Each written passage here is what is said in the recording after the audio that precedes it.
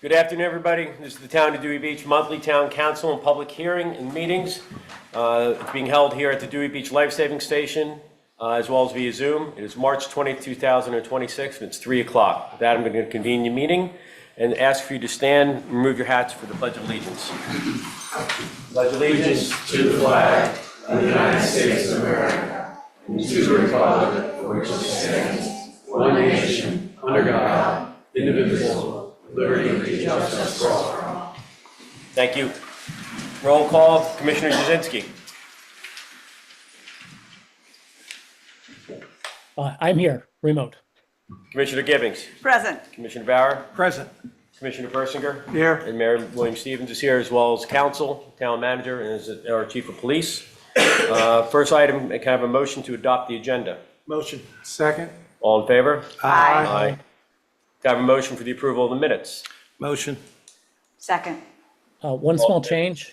Small change? Yeah, the small change is, well, I was flattered by Ms. Banaszak referring to me as mayor. She needs to refer to me as commissioner. What are you trying to tell me, David?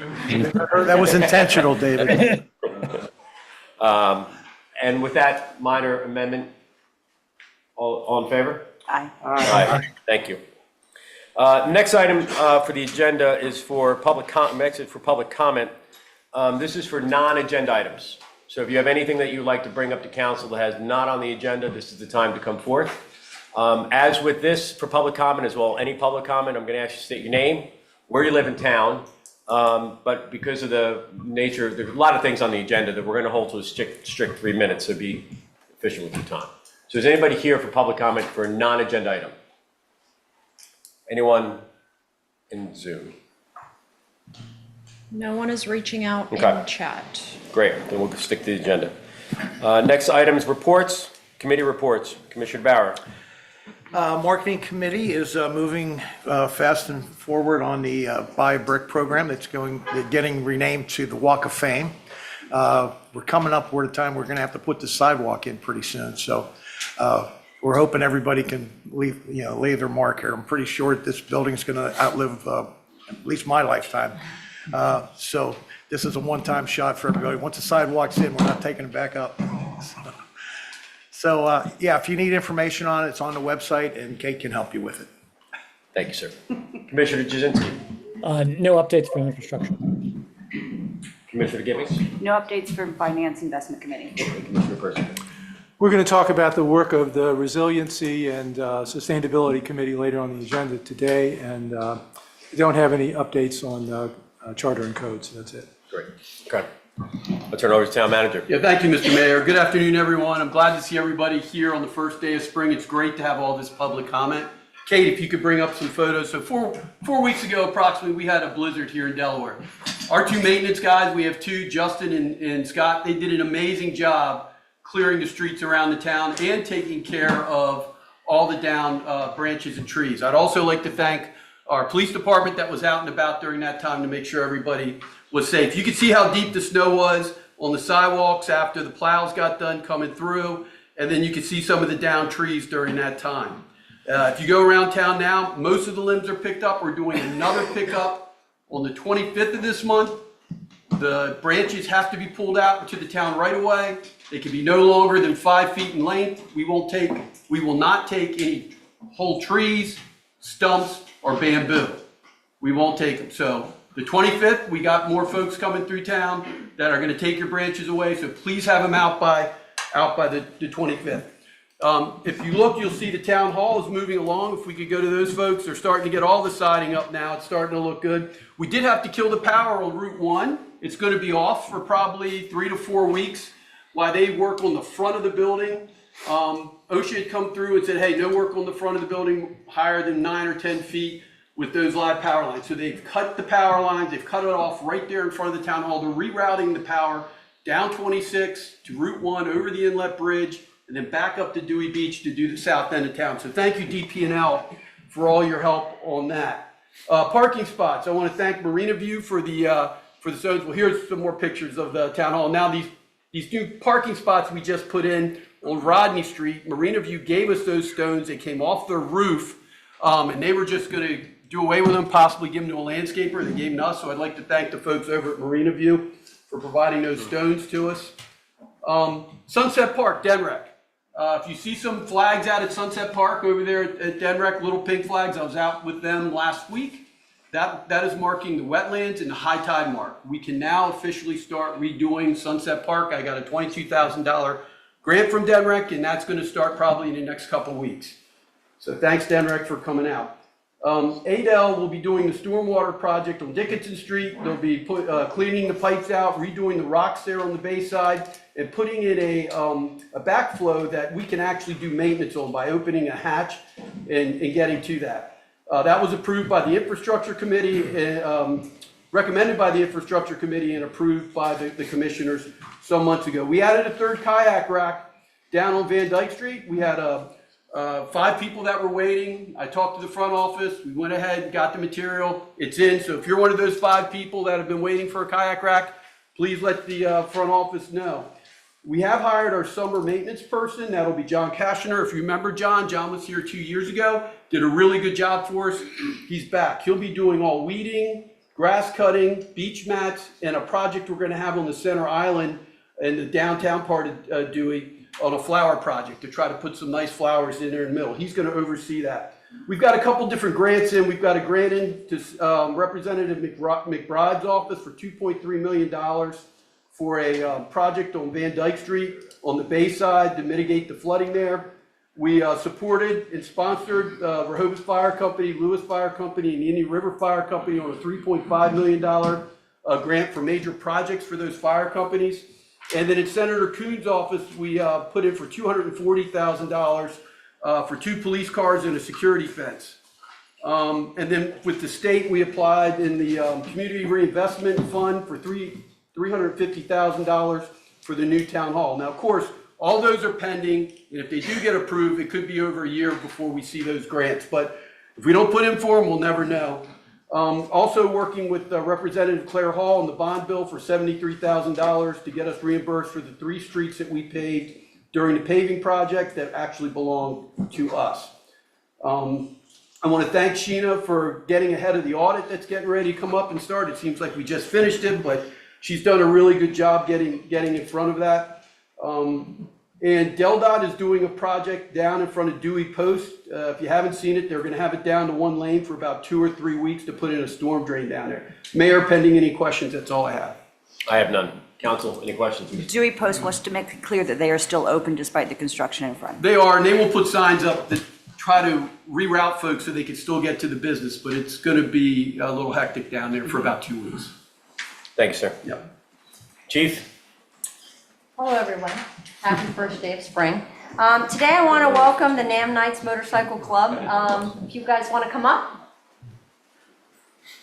They are donating a $1,500 check to our K-9 unit so that they can purchase a bike suit. Would you like to make a few comments before the presentation? 8 bikes. We're the Nam Knights Motorcycle Club Delaware chapter. We're part of an international club that's comprised of veterans and first responders.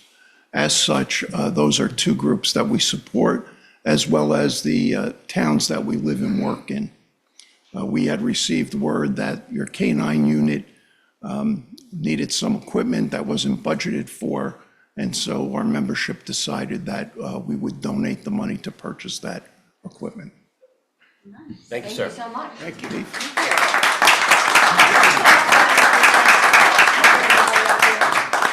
Can I get the officers in the back to come up so we can get a picture?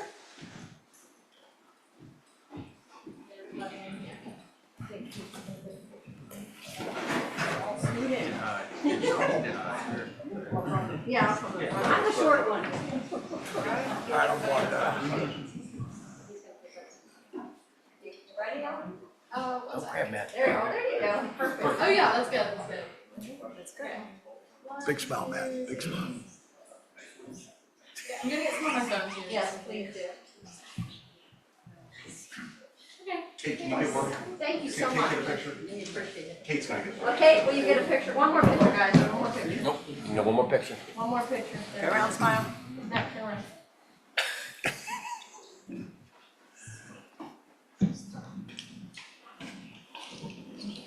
Thank you so much. Hey, thank you, guys. We really do appreciate it. Thanks for being here.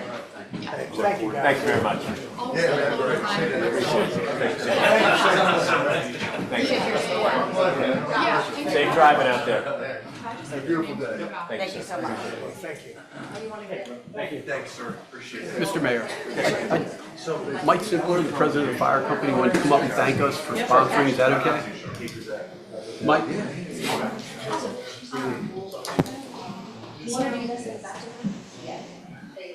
We're gonna be very loud in the evening, so don't hate us. Don't blow any horns.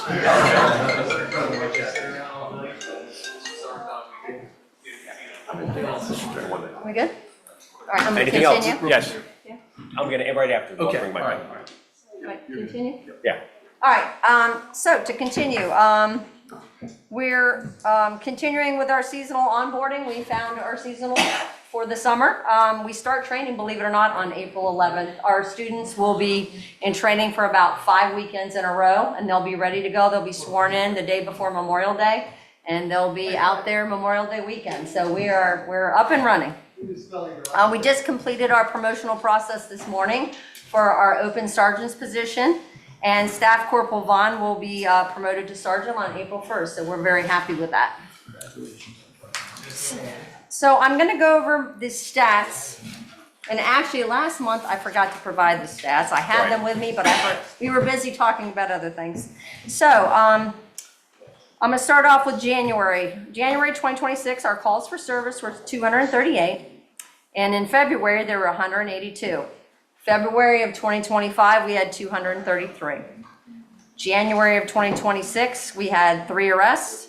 And in February, we had 0 arrests. That was a very slow month for us, especially with the snow and everything. February of 25, we had 8. So our traffic citations and warnings, in January of 26, we had 159.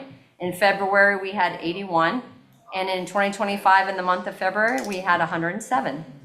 So our officers conducted traffic enforcement hours in January of 266, in February of 186, and in February of 2025 of 161.5 hours. And when I say traffic enforcement hours, just to clarify that, that's when they're actually conducting traffic enforcement, doing speed enforcement, stop sign. When you see them sitting on the road near stop signs and out with their radars, that's what they're doing. We handled in January, we had 5 accidents. In February of 26, we had 5 accidents. In February of 25, we had 3. We had civil citations, 0. Parking, we actually had 5 parking in February of 26, 0 in January. And in 9 of February 2025, we had 9. So we didn't have a whole lot of parking violations going on. DUI arrests, in January of 26, we had 4. In February of 2026, we had 0. And in 2025, we had 1. Now, I have the stats for our St. Patrick's Day weekend, last weekend. That's the 13th through the 15th, just to give you guys, I try to let you know about what's going on during the holiday weekends. So during that weekend, we had 90 calls for service, we had 5 arrests, and we had 1 DUI arrest. Saturday was our busiest night, but it went very smoothly. So overall, it went very well, and we had lots of extra officers out there. We had the assistance we had Milford PD sent us 2 officers. Milton sent us 2 officers. We had the fire marshals out there, and we had alcohol and tobacco out there too. So we had a lot of extra persons out there trying to keep everything under control, and it went very well. I think that's all I have. Thank you, Chief. All right. Good job, Chief. We're going to have a small change to the agenda.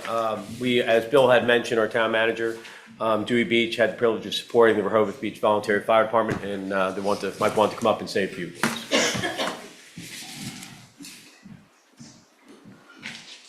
Mike Simpler, President of the Rehoboth Fire Company. First off, Mayor, Council, thank you guys for supporting us with this endeavor. It's called the Angola Coalition.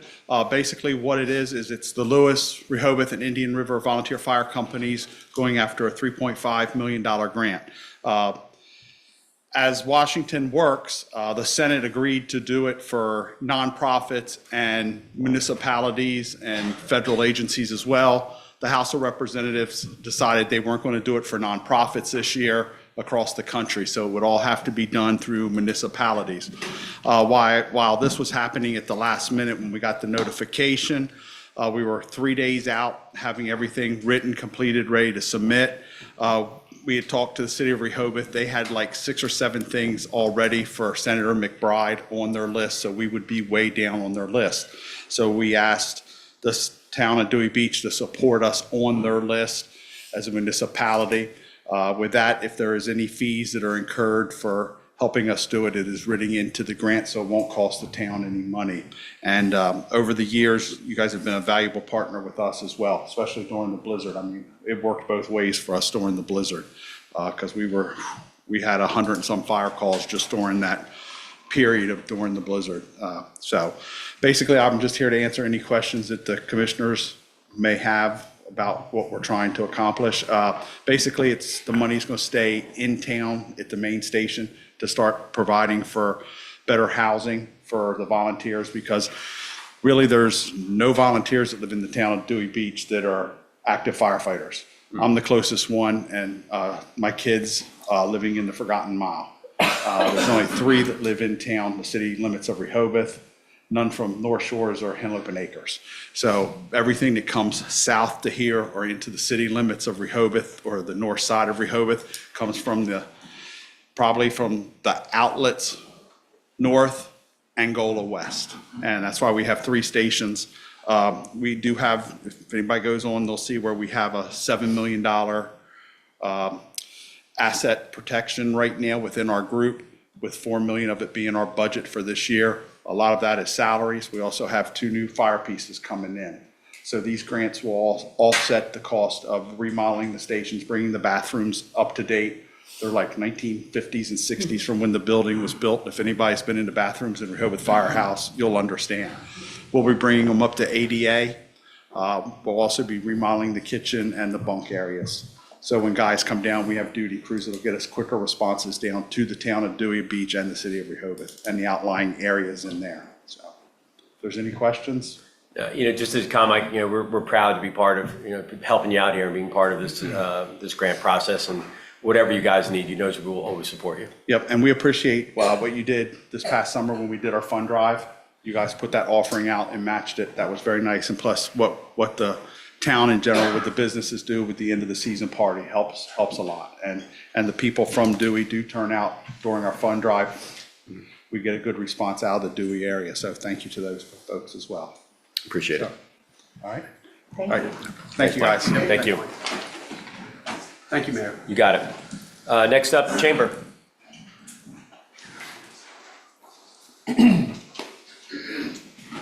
Hi, I'm Caitlin Cheney. I'm the new Director of Member Communications and Events at the Chamber. I'm standing in for Kate today.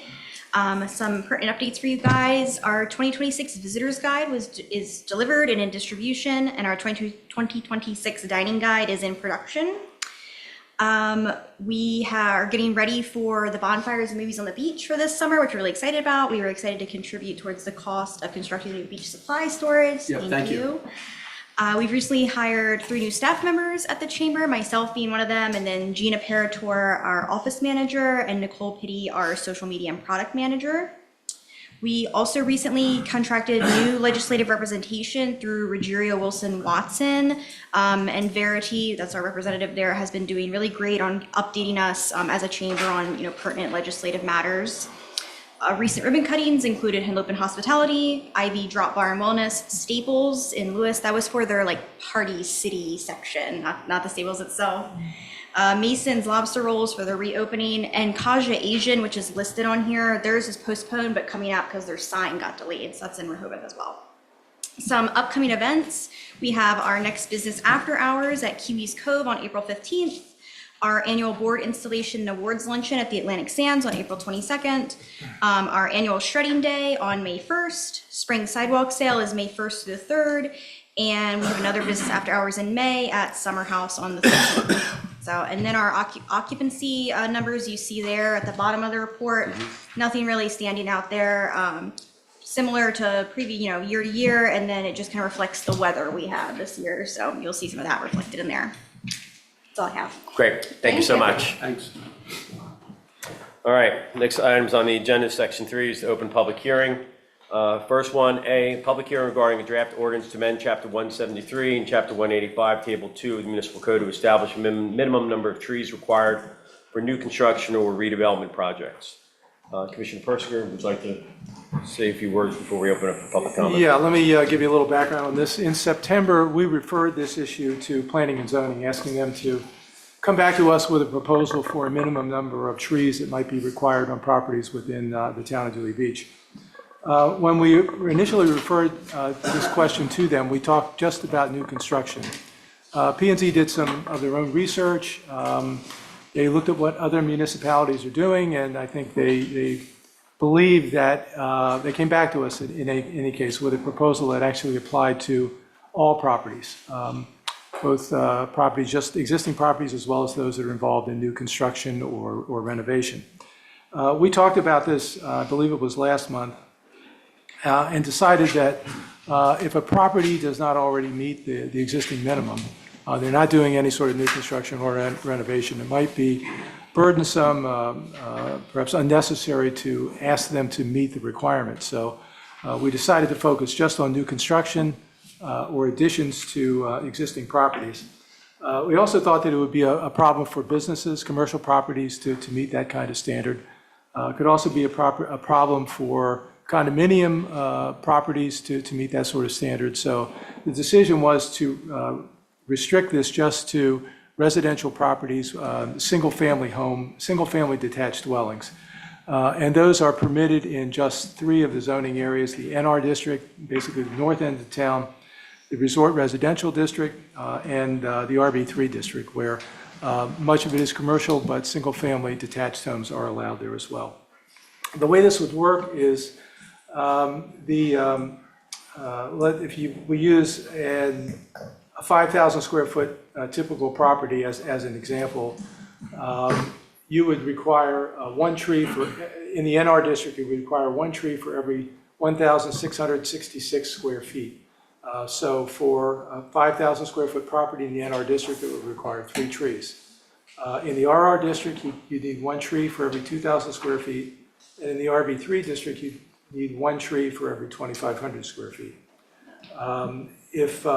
When you do the calculations, you get a value that's 0.5 or higher, you would round up. And so, for example, with a 5,000 square foot property, you would have the same number of trees both for NR and RR, it would be 3. But if you had, in the RR district, if you had a property that's 4,999 square feet, you'd only need 2 trees because you could round down at that point. The trees that would be required to be planted would have to satisfy the native species and size requirements of Section 173-3A. That section of the code deals with trees that are removed by a property owner with under permit by the town. And so there are some requirements for what kinds of trees you can plant, as well as the size of those trees that are required. I will stop there. Okay, all right. Anyone here for public comment that would like to come up for our tree ordinance? Anyone online, Kate? No one reaching out in chat. All right. We'll move on to the second element of our public hearing. B, public hearing regarding a draft resolution to authorize dining on the Bay Beach for the Lighthouse Restaurant pursuant to Section 10 of the subaqueous land lease between Dewey Beach Enterprises and Delaware Department of Natural Resources and Environmental Control. Mr. Zolper, would you like to go first, or would you like to, for the Lighthouse to go first? I'll open up, Mr. Mayor, Right. Thanks. So we're currently in agreement between Dewey Beach Enterprises, Town of Dewey Beach and Denrec for the property or the beach there on Van Dyke Street on the bay side. Nothing can happen on that beach without the town's approval and then Denrec's approval. If you want to add more sand to the beach, the town has to agree to it. If we're going to change something on the beach, the town and Denrec have to actually change it. We've had a very good relationship with Dewey Beach Enterprises and with Denrec on that beach. Captain Todd Fritchman puts a lifeguard down there on busy weekends and during like the holiday week around 4th of July. We've had very little problems on the beach. It is used by commercial businesses right now. Beach and Bash, picnic companies, they go down there, they do an event permit through the town, and they do have commercial on that beach, just like they do on the ocean side. So that's kind of where we are right now with the Bayside Beach. Okay. Yes, please. And then we'll open up for public comment. Yes, sir. I got a 4-hour dissertation. Well, as I said, you have 3 minutes. I have a break in the middle. All night. Tell me when to hit start, Vince. All right. Good afternoon, Mayor and council members. My name is Vince DeFonso, and I appreciate the opportunity to talk about this today. I want to really begin by briefly reminding everyone of what we've developed there at the Lighthouse Cove Complex. It was once a parking lot with some old restaurants that has been transformed into a destination that now includes the High Place Dewey Beach, the residents at Lighthouse Cove, the Lighthouse Cove Event Center, and the Lighthouse Restaurant.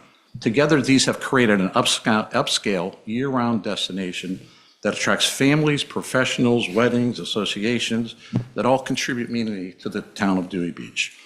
From the beginning, our goal when we opened the Lighthouse was to create a place where locals could enjoy, as well as the guests of the hotel and the condo owners. As you know, we cater to an older clientele.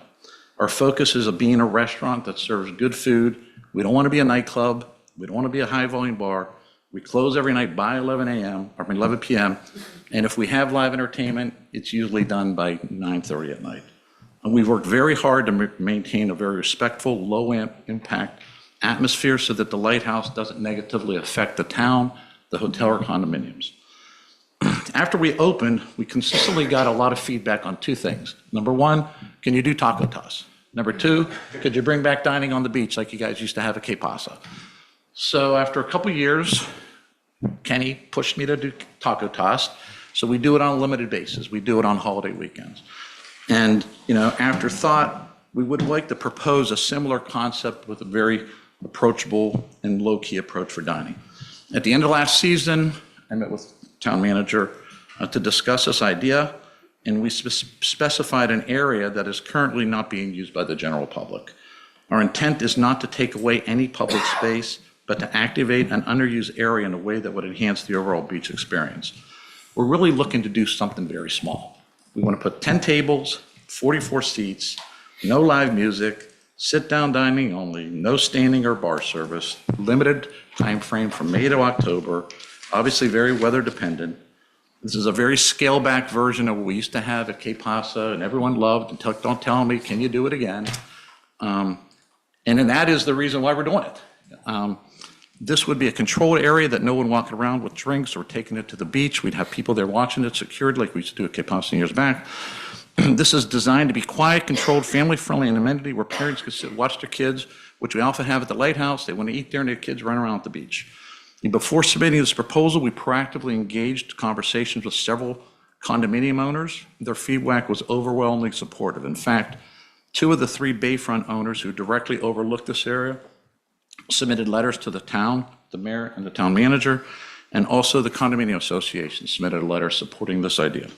There's been some misinformation posted on social media and other sources suggest that we're trying to take over the beach or negatively affecting views. This is simply not accurate. This is a small, carefully managed footprint in an area that currently sees no public use and has been supported by the people that are most directly affected by it.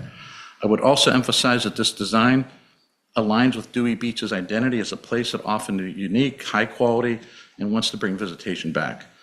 This amenity helps the town remain competitive and to attract other bidders.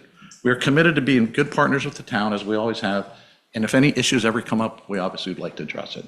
So I appreciate your consideration. That's my pitch. Okay. All right. There are some slides if you want us to show them to you. She has been. Kate had them going while you were talking. But if you want to point out what they are. Sure. Do you want me to do it? Yeah, go ahead. Yeah, so the first one is really where it's at. You're talking this area, and actually I have pictures of when, because someone made comments, when are you going to do the volleyball tournament? Or when are you going to do the Olympics on the beach? It's nowhere near there. It's on the complete other side of the beach.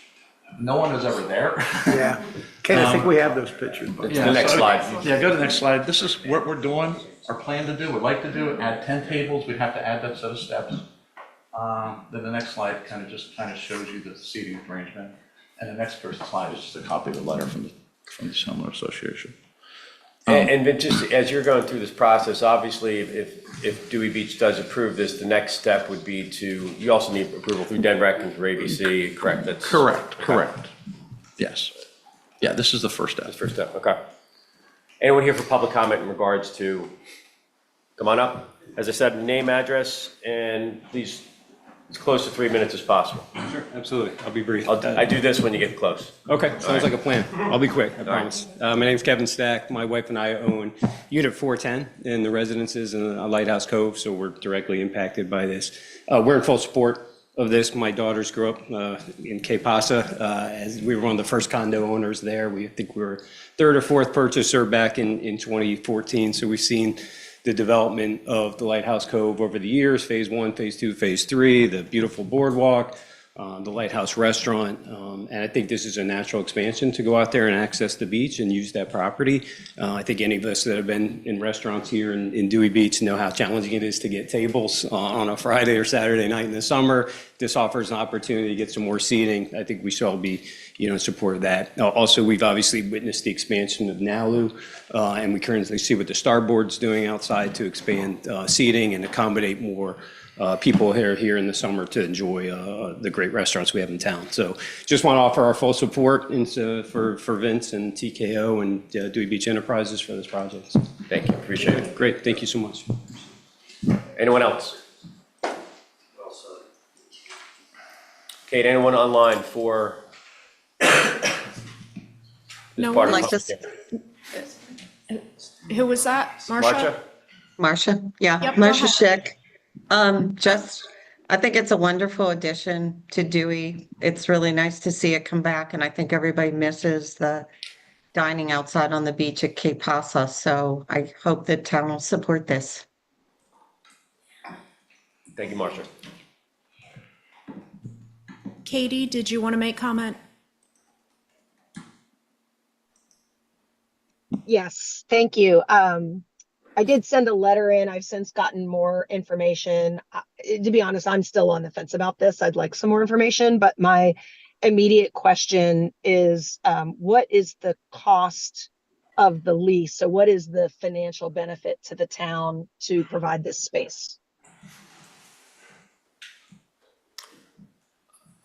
Katie, this is Bill Stevens, the mayor of Dewey Beach. What we have, and we would be discussing in the future, is there'd be two elements of this. One would be the applying the $15 per seat, which is part of our town code. The initial conversations that we had with Dewey Beach Enterprises, we came to an approximation of, when we looked at the calculation of around 1,100 square feet. And them basically renting it at $1.50 a foot for the 6 months, or approximately $9,600 in addition to that $600 fee for those 6 months.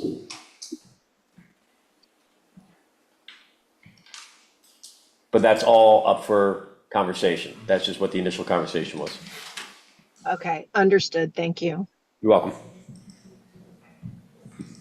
If anyone else on Zoom wanted to make comment, please unmute yourself.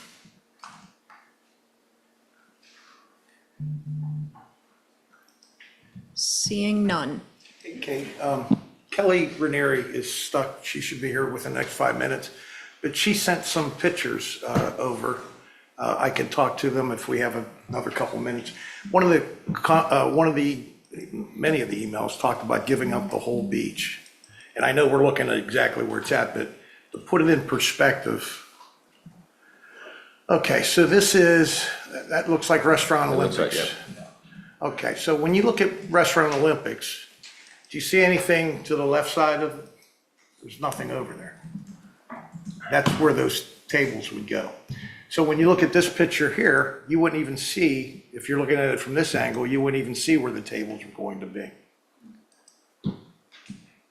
This picture here, it doesn't show it really good, but that's the edge of the building. And if you're ever on that top deck, there's a set of stairs that comes down, and then there's the town boardwalk.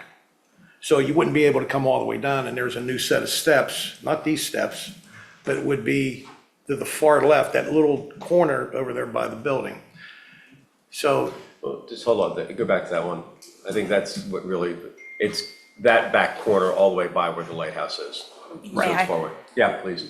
So the steps, if I understand correctly, would be coming Right there. out here. Right So there. that the staff from the restaurant could come down these steps and then continue to access the beach. Right. So they would not be going back and forth on the public work. Correct. Yeah, so, a number of the comments talked about is, well, we're taking away, if this is approved, would be taking away public space. Now, if you've ever been to Restaurant Olympics, the place is never busier than that and the Easter egg drop. So Kelly Ranieri had sent some pictures in of what it looks like, and all the space that you see there wouldn't even be used. What you have right there in this picture is what would be used. Wait, scroll back up, Kate. Okay, so that's the edge of the building, straight down, that is that little triangle almost, not exactly triangle, but whatever shape you'd call that. Quadrangle? I'm so far removed from school, like, I don't even know what the term is. You're a lot younger. So there you go, I mean, there's a good picture. When people go sit on this beach, that's where they're at, where these people are at. They're never down there. My Right. with full disclosure, my dog goes over there almost every day. Sorry, Vince. All right, when Kelly gets. I hope that gives everybody a little perspective of what the area is that's being discussed. So no one else from public hearing? Can I ask a question? Of course. Will the tables be staying there from May to October, or are they something that's gonna move and come up? Can you come up to the, please? Oh, sure. Sorry. Just a quick question, that's it. I know, it's just, it's a public forum. Kathy Calla, we have a place on Van Dyke and love the lighthouse area, are always using it, watching sunsets, but my question is, will those tables stay there or are they moved during the day they're not gonna be there? They'll be there during the day, 11 o'clock. Oh, from 11? But from 11 to 11, like a restaurant. Through the night, they'll be there. Probably on Saturday, if they come and if they're still gonna clean up the beach, we'll probably move them out so they can clean the beach. If there's a storm, we're gonna get rid of them. So just like any other restaurant, they will be there. And then like the holidays, the 4th of July, when that space is used at that point, are they gonna be moved for that, or that's just lost space? You need to come up to the mic. You need to come up to. Oh, I'm sorry. Yeah, so the people watching remotely can follow. Thank you. So no, the plan would be to leave them there like we did at Cape Pasa. They would be there during the day. We'd probably move them once a week when they clean the beach, so we could get that area cleaned. We would clean it every day as well too. 4th of July may be a time that we might not have it. I can't say yes or no. I don't think there's any other time of the year that space is used at all. Bill and I talked, and Bill could probably attest to it. He's there every day. Do you see Yeah, so him? 4th of July is the busiest time on that beach, and the whole beach is completely covered. During most of the summer, that area that they're interested in isn't really used that much. I'm not saying it's not used, but it's not used like the rest of the beach. Captain Fritchman had a couple comments. One was, the beach must be kept clean, must move the tables when we have the beach rake. During weather events, responsibility of clearing the beach, so during thunder and lightning storms, making sure the umbrellas are down, and controlling the amount of alcohol that may leave the beach.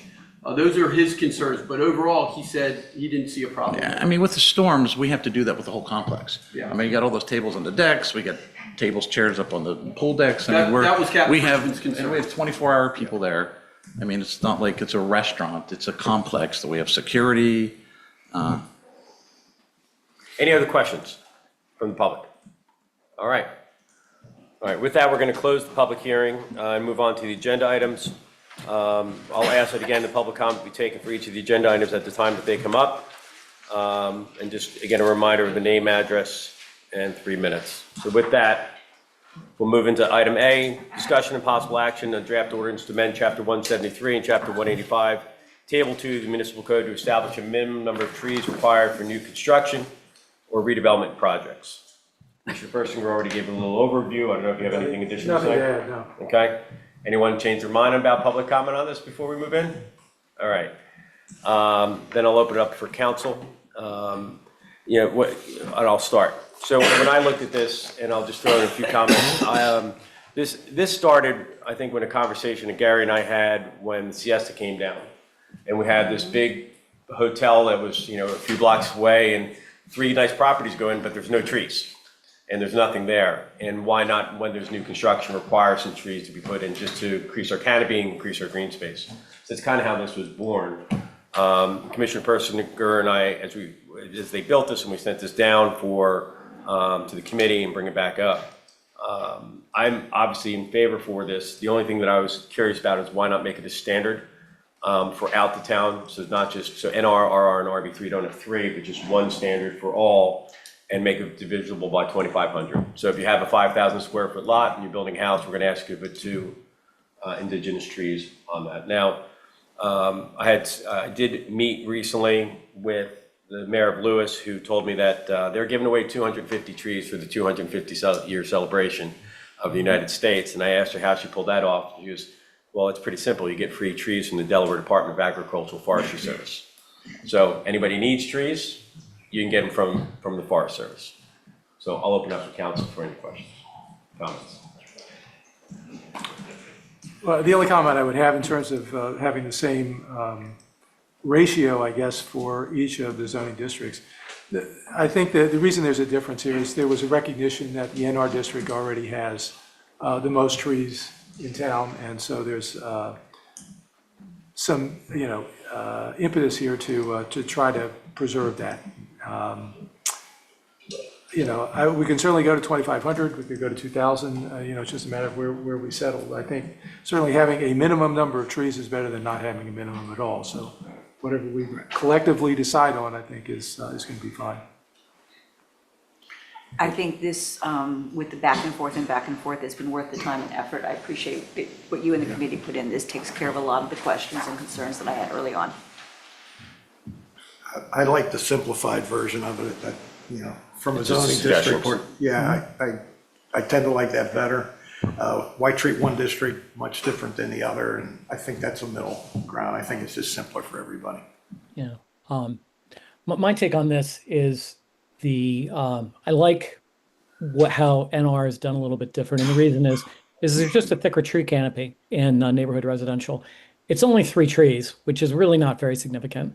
And the ones you plant don't have to be that large because we've kind of modified that, the size requirements a while back. I just don't think having 3 trees on a lot at the north end of town is too burdensome, and requiring 2 trees, in the more downtown area, I think there's also a reasonable understanding that they're just a little bit more paved over, So I'm fine with the differentiation. I don't think it's too complicated. I'm fine with it too. I expected more comments from all the thousands of people currently in our meeting room. No public comment on that? Here we go. So, Oh, you shook somebody out of the tree to talk. I'm sorry. Hi, I'm Dave Light some Wellborn. I live at 115 Carolina. So is there no requirement right now for trees? If you have a lot that currently has no trees and you want to build a house, there is no requirement for you to plant trees. This would create that requirement. Yeah. But if you're remodeling, do you have to keep a number of trees? What's the current requirement? Well, there are requirements in terms of removing trees. You do have to get a permit from the town. There are certain reasons which are appropriate for removing a tree, and you have to replace trees. For example, if you have 3 trees in the buildable footprint where you're building your house, you can certainly remove those trees, but then you have to replace those trees somewhere else in your property. And what's the minimum size of a tree when you're replacing one? You're asking me hard questions that I can't answer. That's why off the I'm top here. of my head. It's in section 173. Yeah. There's in our town code. Yeah. You have the. I'll pull it up. I thought it was. It's in section 173. It's in the town code. It's labeled trees. I don't know, Jim. Yes, the current is you have to have a 5-inch caliper tree, 20 inches above the ground, and it has to be it has to be a minimum of 12 feet high. And the other issue is it has to meet the conditions of Delaware State Agricultural Department. It's a whole list of trees that you can plant. Okay, thank you. And I like the idea of the larger lots having a minimum of 3. Thank you. Thank you. Thank you. All right, so we've heard comment from council. Can I have a motion? Motion. As is. As is. As is, I will Okay. second, as is. I was concerned if David doesn't think there's gonna be a problem in the north end, and he's in the north end, then we would have heard it. So, all in favor? Aye. Aye, it passes unanimously. All right, on to item B, discussion and possible action and draft resolution to authorize dining on Bay Beach for the Lighthouse Restaurant pursuant to Section 10 of the Subaqueous land, man, that's a word, Subaqueous land lease between Dewey Beach Enterprises and the Delaware Department of Natural Resources and Environmental Control. Again, I'll ask, is there any additional comment from the public on this? All right, not seeing anything, I'll move to council. Council conversation on the proposal as it's put forth. Two things just for clarification, if I might. The Dewey Business Enterprises is not the same as the Dewey Business Partnership. And in some of the public comment, there were confusion and contamination of the two. So those are separate entities and they are not, while the Dewey Business Enterprises may be a member of the Dewey Business Partnership, they are not one and the same. And secondly, there may have been some questions in the social media as to whether I should contribute to the conversation and vote because I'm a resident of the Hyatt. I think the people at the Hyatt, the 83 people that own condos there deserve representation. I do not wish to be silenced. I do not wish you to be silenced either. Thank you. And likewise, for full transparency, my wife works for the Starboard in the capacity of she runs Dewey Goes Pink. I'm sure you know how that event is run and the amount of time it takes, and she also works the Dewey Business Partnership and helps out Kelly Raniere. And I will not recuse myself from this either. So, yes, sir. I have a wife. Mary's wonderful. I don't have any strongly held feelings about this proposal one way or the other. The public opinion that I've seen so far, at least particularly what we've seen today, has been in favor of this. There certainly have been some negative opinions about this. Some of it perhaps, not well guided, but or not well thought out. But nevertheless, there are some people against this. I had some concerns about the agreement itself and our ability as a town to be able to approve this, but they're not worth mentioning, given that DNREC and Dewey Beach Enterprises are the parties in this agreement. And if DNREC approves this sort of thing and they believe that it's okay for Dewey Beach to consider and approve this, then I'm certainly not going to quarrel with that. The concern the one concern that I do have is process. Any other restaurant in town that wants to have an outdoor dining facility or wants to expand its outdoor dining facility has to go through a conditional use process, which means we consider it, we refer it to planning and zoning, they hold a public hearing. They make recommendations to us. We hold another public hearing and then make final decision. And as a result of that, we issue an ordinance as opposed to a resolution. So there's a real difference, I think, in terms of enforceability of a resolution. The entire process, the whole entire conditional use process, opens up the opportunity for additional public comment. And hopefully at the end of a process like that, we can all feel comfortable that we've made the right decision, that we've served the public in the appropriate way. So that's my concern. And, so I, look to council for what's the appropriate way to proceed on this. Well, that's not an illegitimate point of view by any stretch of the imagination, but this is something of a different animal than our typical restaurant like you described. I think the Lighthouse, I don't know that the Lighthouse ever had a conditional use permit. I think it might predate the permitting process. There for a long time. And then there's the MAR. And I think the MAR has some implications here as well that may authorize the Lighthouse to exist. And then thirdly, the expansion we're talking about is not on property that's owned by the restaurant. It's on state lands, and we've made reference to the lease, and the lease itself requires us to grant an approval. And if we were to grant an approval under our restaurant code, it would be pursuant to a public hearing, and we've held a public hearing. So it's not a cookie cutter situation. So I would say you've got the discretion to proceed in this fashion if you choose to, because this is not a typical restaurant application. And I do want to point out, though, that the Lighthouse did come to us first, which was the right channel, to come to us first to get our approval before going to Denver, and then ABC's on the 3rd. So if Denver has an issue with it, they'll come back to them, but they just wanted to get our blessing as we move forward. A few things to point out, and just as we talk about this, as what's put on the website, the only thing it states from a monetary perspective is that it was $25 for the 44 seats. What I'd be asking for, if there was agreement by the Lighthouse, and from council's perspective, is to change the 25 to 15 to meet our current per seat cost in terms of the business license for restaurants. And in addition to that, $1.50 per square foot for you, the estimated 1,100 square foot per month. That would render us just around $10,000 as income to the town. And from my conversation with Bill Zoper, that money would be earmarked for. We would like to have it earmarked for the beach itself, the beach raking that is done down there, and also for the lifeguards. Every about third year, we have to buy a new piece of equipment for them. We would like any monies that come out of this agreement, if it should pass, to be earmarked for the lifeguards. Okay.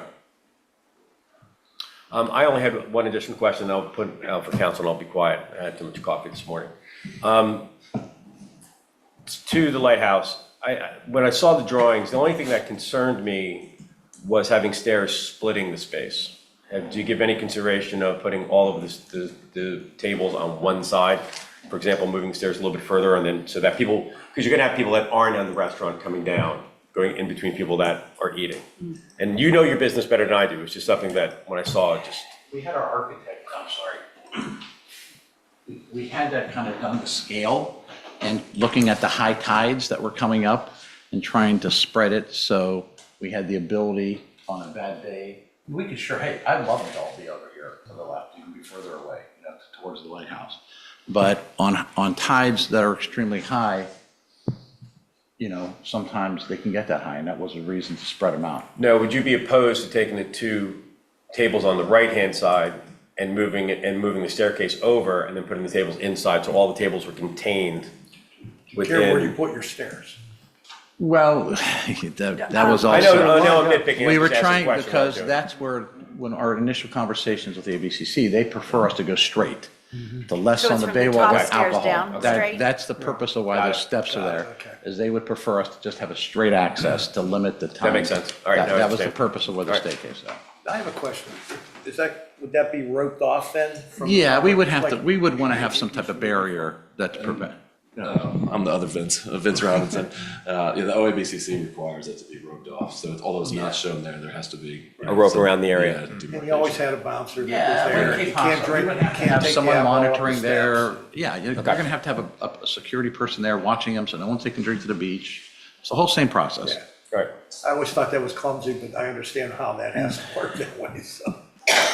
Can't drink. Council? Can't drink in public spaces, public property, except on the lease. Go ahead, Commissioner. Having raised the process issue, I'll defer to council on this being an appropriate process. The only other question I have is there anything to prevent another business from coming up with a similar proposal and asking for another piece of the beach?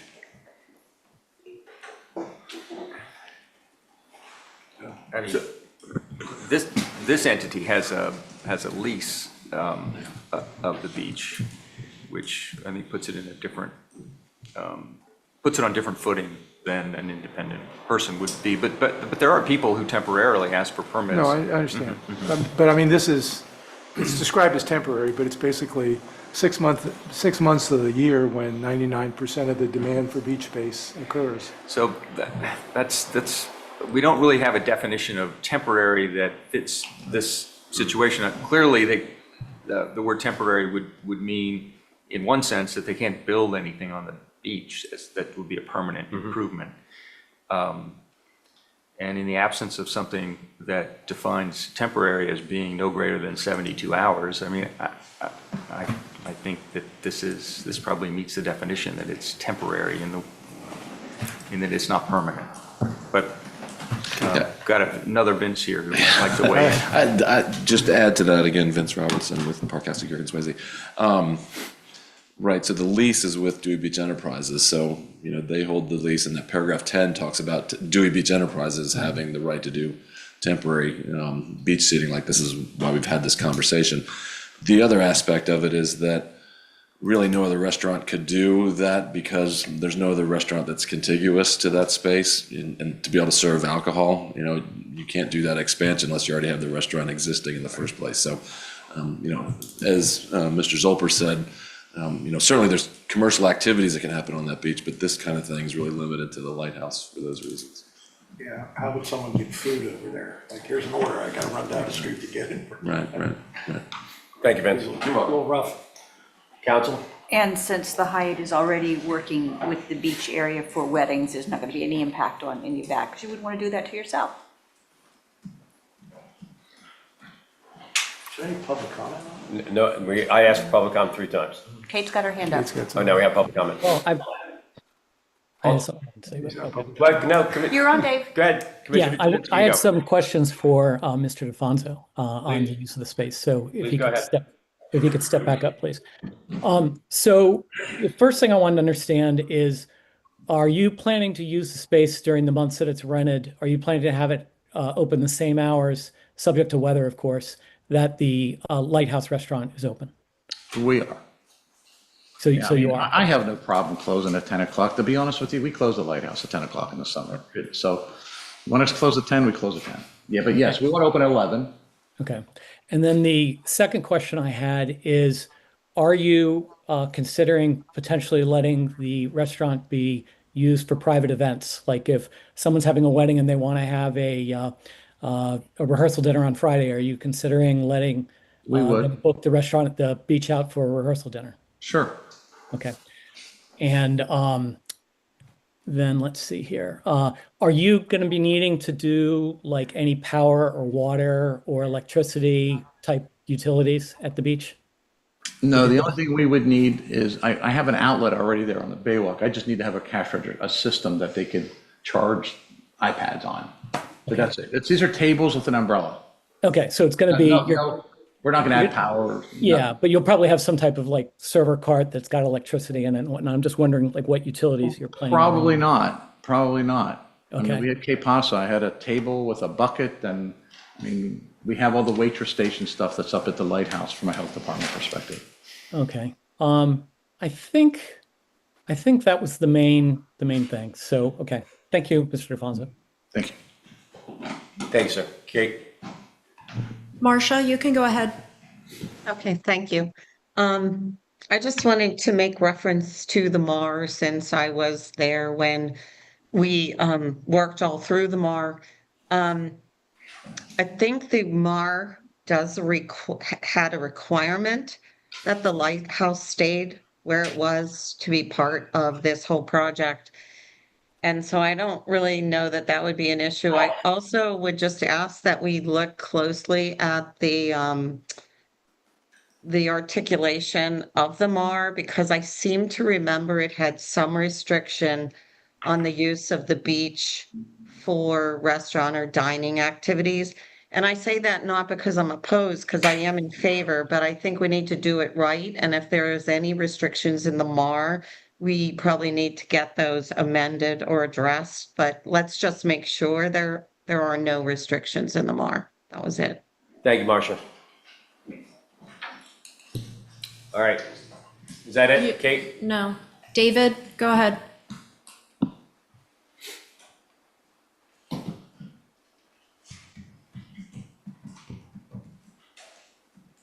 Yeah, hi, David Moskowitz. I have 2 procedural concerns. When outdoor dining was previously considered, the town, before hearing it, mailed notice to every homeowner so residents could participate. And that same level of notice did not occur here, and that consistency matters. You need to do the same or to be consistent. Second, this creates the appearance of enforceable rules like 11 p.m. cutoff, but without an ordinance, those rules apply to the business, not the public. That's not transparent. We were always told as commissioners that resolutions have no force of law and you need ordinances. And if the town intends to regulate like the public space and sense, enforceable standards, it should do it through the ordinance, not a resolution.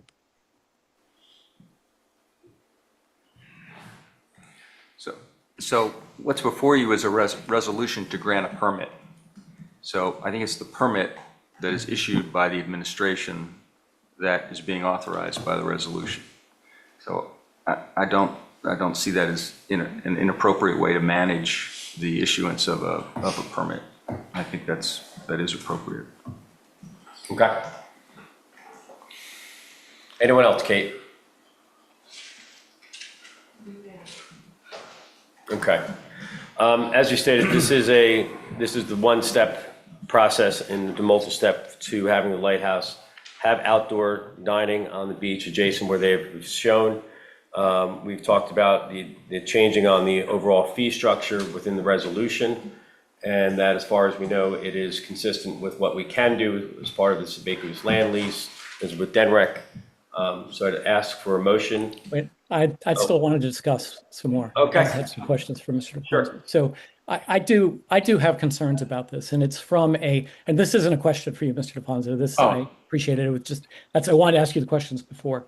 And it concerns the public nature of the space.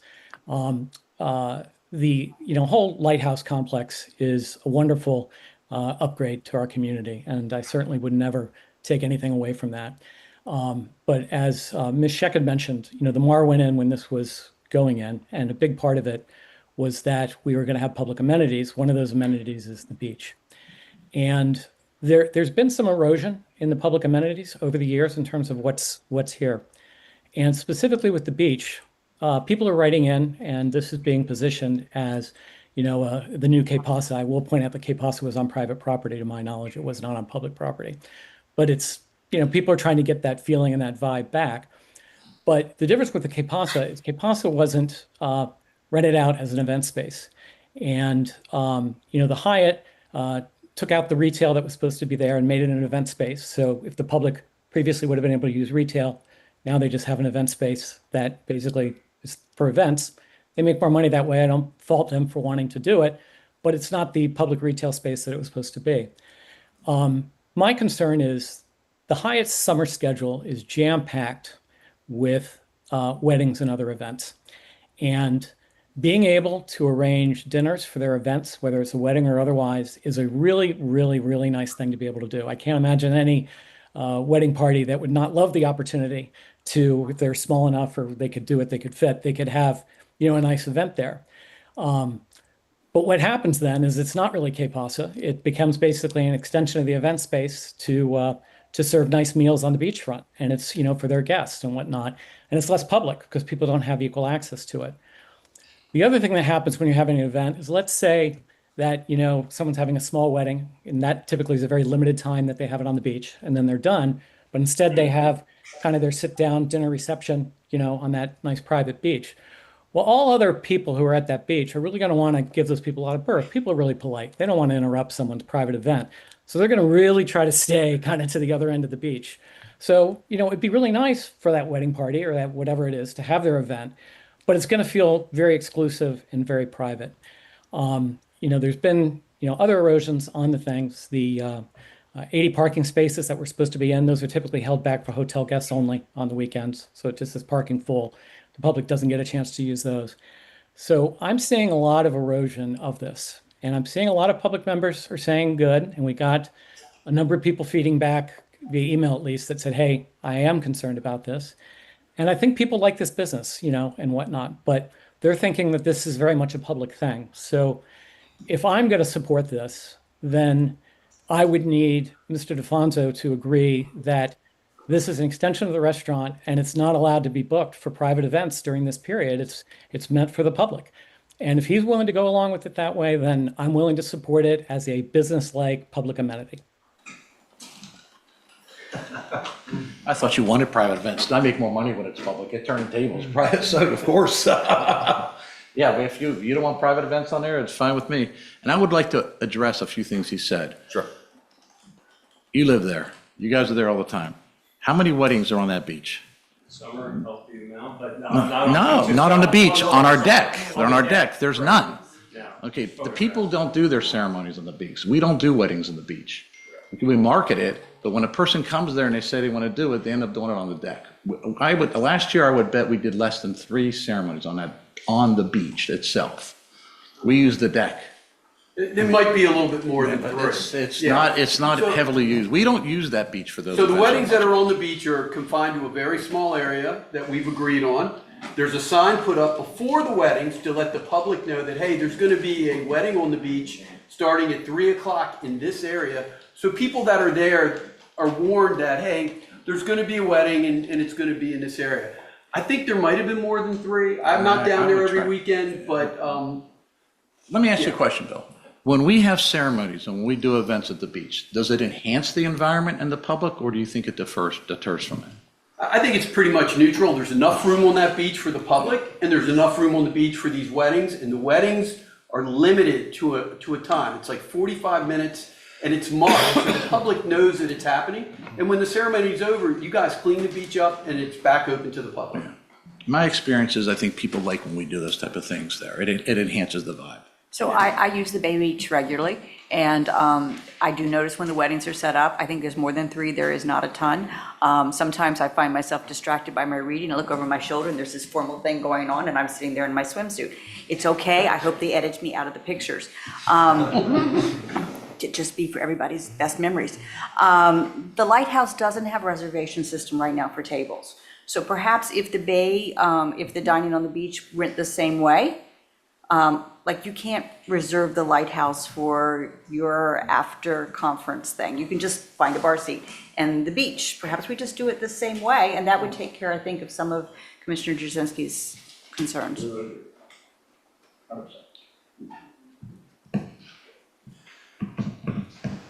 Yes? Yeah, just a couple of issues. With respect to the resolution, I mean, you just said that basically what we're doing is approving a process for issuing a permit, I believe. Yet in our resolution, we have a number of standard provisions that apply to outdoor dining areas. How enforceable are those? I mean, just for example, it says, no live entertainment is permitted in the outside area. What's the ability of the town to be able to revoke its authorization, if they find that there is non-compliance with any of the provisions in this resolution? Well, I think the permit itself, I think a document could be drafted which contains the conditions which you may agree on by motion, and that failure to comply with them could result in an action to terminate the Wouldn't permit. lines 20 and 21 take care of that? If they don't do what they're supposed to do, I feel odd saying they, but if the DBE does not do as DBE is required to do in this document, this says, I believe, that we can take it away. But the problem is this is a resolution, not an ordinance. And, there's a question about how enforceable a resolution is. I mean, I would be fine with including these provisions in the permit itself. If we could have something to that effect in the resolution, that these conditions would be included in the permit that's issued for operation of this outdoor dining area. I want to make one sure thing. One thing's clear. We're authorizing this for the first year only, and then we have to subsequently authorize it for future years, correct? That is correct. Yes. Yeah, okay, yeah. I look at it as a trial. I hope it works for you. We approve it. If not, Commissioner Murphy, lesson learned. we do event permits, and the event permits have rules in them, like the number of people that are allowed on the beach. There's no amplified music for permits when they do picnics on the beach or beach and bash. So we do that now with our event permit. Well, I'm just saying, in terms of this resolution, I think, if we put something in there that says you need to include these provisions in the permit, I think a resolution creates an obligation on the town. It may I'm in not favor of create an that. enforceable obligation on anyone Sure. else, but it does on you. So if we could include something to that effect, then I'd be fine with that. Okay. You good? Yeah, that makes sense to me too, Gary. So we need to add that, we need to change the monetary references, and then everything's good? I believe so, it says right there also that the authorization may be revoked at any time, finding non-compliance and deemed necessary for protection of public health and safety, welfare. I'd also just like clarification, assuming that we're giving them time. We're gonna maybe tighten this up, but if we find an issue with what they're doing, they should have the ability to correct it. To fix it, yes. Right. And I don't think it's there. Remedy this, yeah. Okay. I think with the track record we've had with the property, they want to remedy it anyhow. Right. All right. With all things being that have been stated to amend this, do I have a motion? Yeah, I'll motion it. I need some help, the language we're going to add in. Kate, Kate's you got can it all. help us with that? Kate. No. I'll motion. I will second. All in favor? Oh, okay. Wait. So, Motion A motion? with the amendments. so the motion is to approve the resolution with the amendments that were discussed? Yes. Correct. And just generally, they are, Changing the fee structure for $15 per seat plus $1.50 per square foot on 1,100 square feet.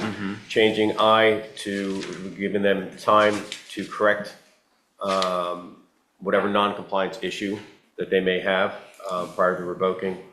And the conditions in paragraph 4 should be included in the permit. Correct.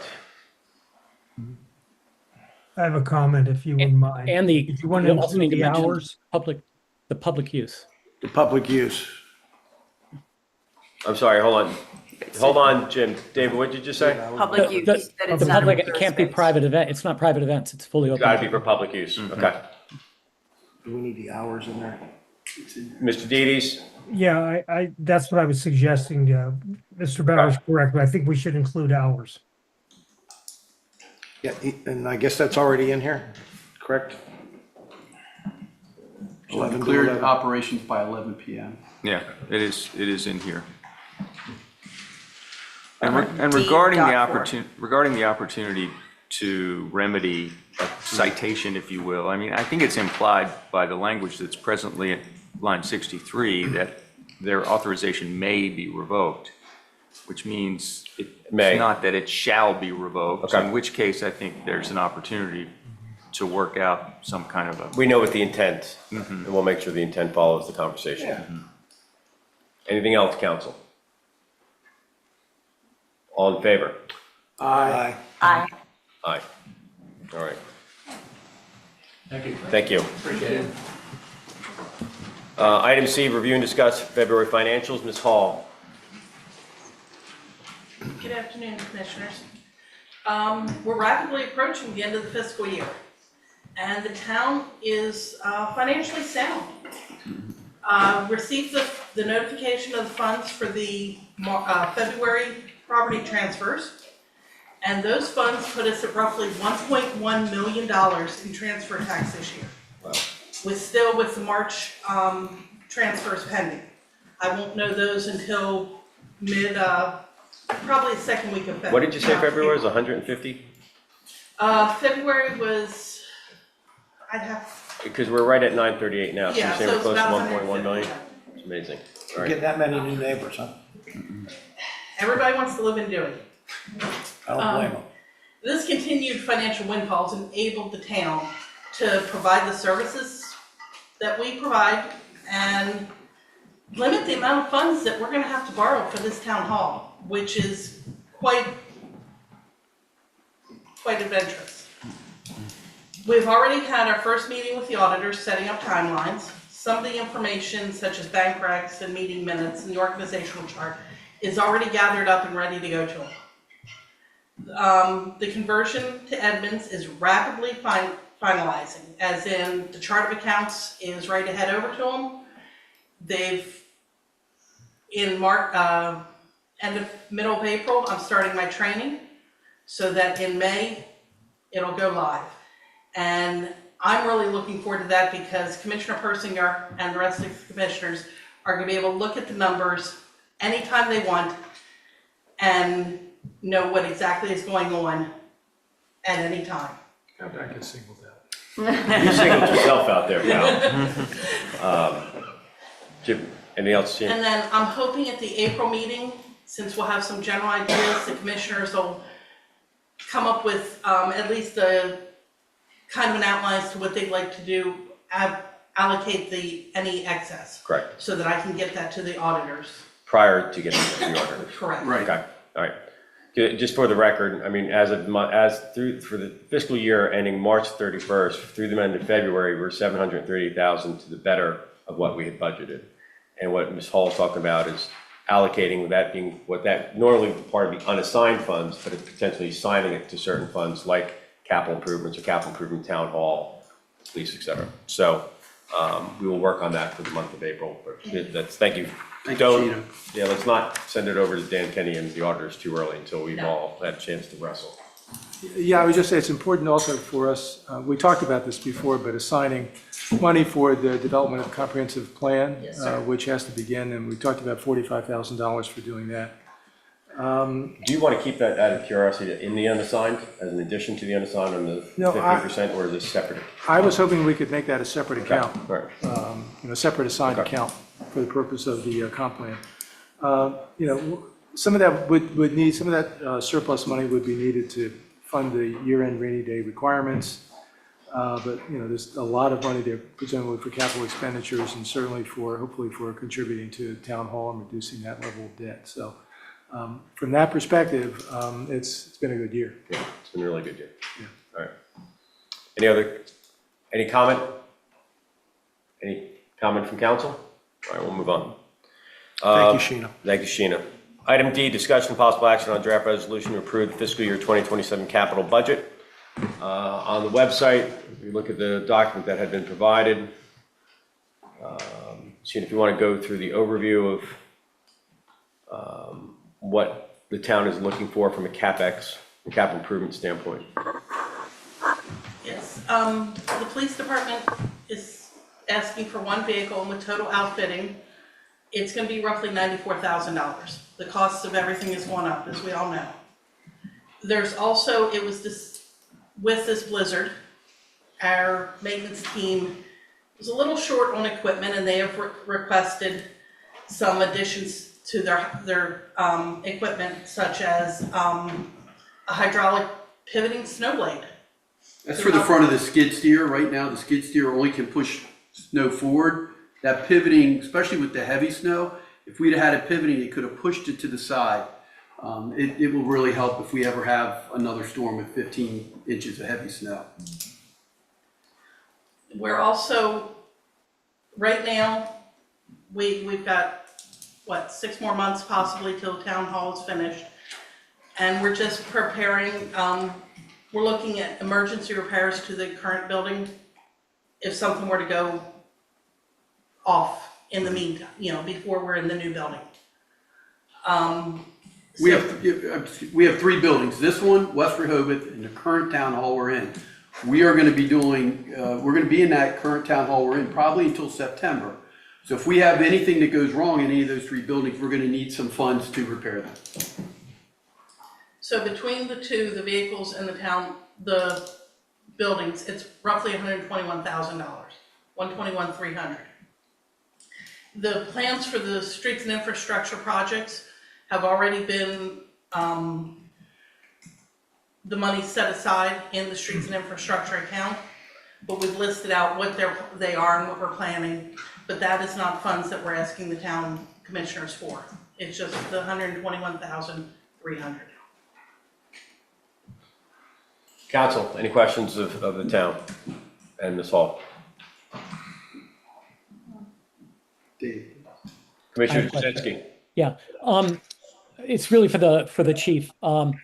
Chief, it says in this document, you're planning going forward 1 vehicle per year for the police department. Does that sound realistic? Because just that would make your vehicles pretty old by the end of that kind of life cycle. Well, I had separated at one point. I had put in for 2 vehicles this year, then 1, then 2, then 1, then 2. Okay, so it's just a technical matter. It doesn't really affect this year's ask. It's just going forward, it's going to be more than just 1 per year. Yes. Yeah. Based on mileage and the condition of the vehicles. With this ask, I will be replacing a 2020 Chevy Tahoe that has 80,000 miles on it. That vehicle will be used as a spare.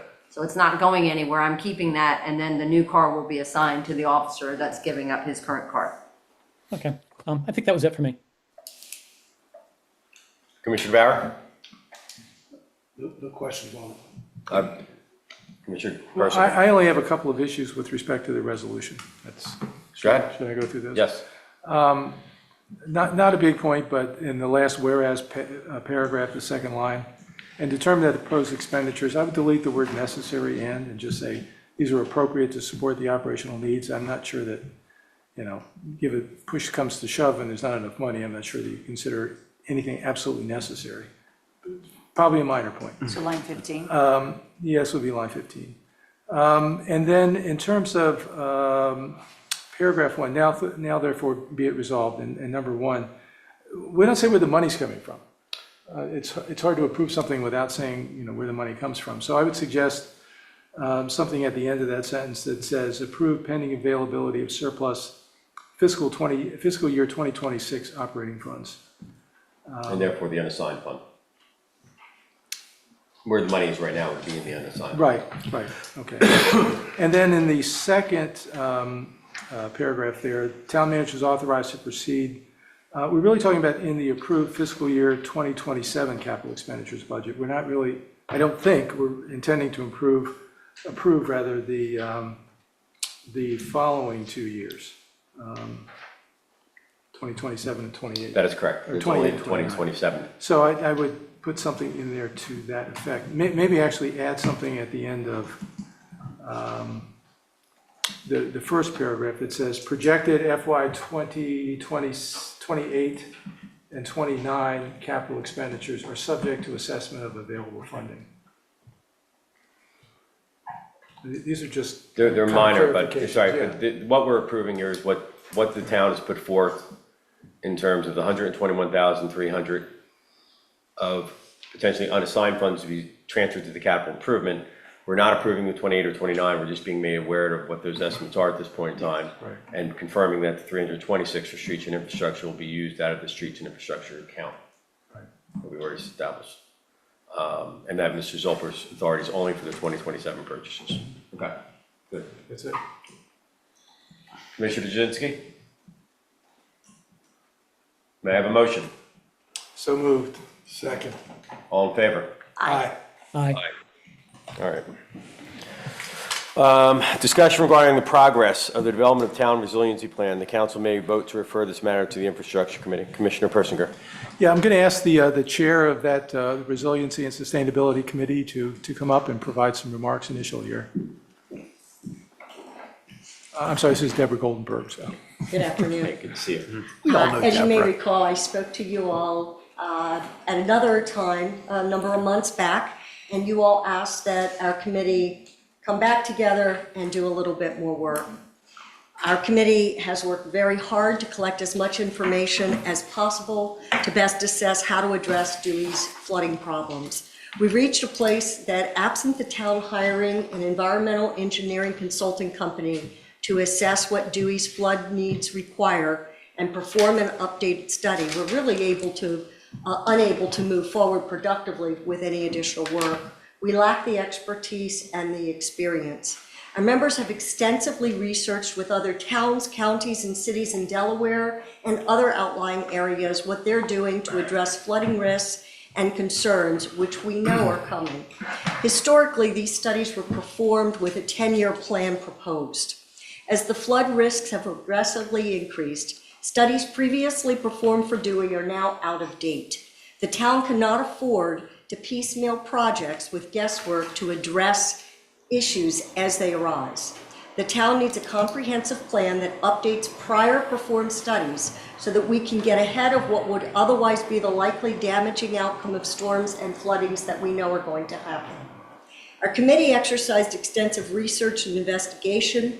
We learned that all of the outlying counties, towns, and cities have hired environmental consulting companies to research and prepare updated comprehensive studies that are a 5 to 10 year plan. Our committee that has contacted companies that these various municipalities have used to do these consulting work plans, as well as the implementation of recommendation from those plans. And as a result of that, we identified the different consulting companies that had been used by all of these municipalities. And we contacted them by phone, by email, and by letter. We very specifically looked at who Dewey has used with various projects and who Dewey has used as consulting companies to do prior plans. We also, of course, contacted Rehoboth, Lewis, and then we did an extensive check throughout Delaware. We need to know what work needs to be done to get ahead of flooding, and we need their expertise. When we reached out to all of these companies, and I mean all of them we could identify, only 2 have indicated that they would be potentially interested in doing this work for Dewey, and part of that is based on Dewey's size. Those 2 companies have come and spoken to you all. As a result of that, our committee evaluated everything, and we then looked at what the estimates were as proposed by the 2 companies, and we recommend the lesser cost, which was at $75,000, substantially less than the other company. Both of those companies have done work for Dewey. We believe as a committee at this point, we fairly much have exhausted what we can do to address the changes that Dewey requires without the town hiring the environmental consulting company. We know, based on all of the experiences that other towns have explained to us, that this comprehensive study is necessary, and we've taken into consideration what has been done from prior studies with Dewey. The problem is the last study was from 2017. So if you look at the time period that will be required for the study to be done, to get the study issued and even consider those recommended projects, we're past the 10-year mark. As a result, Dewey needs to get ahead of predicted flooding issues to protect our full-time residents, our tourists, and our properties, both public and privately owned. Our committee is recommending that the council vote in favor of hiring this company.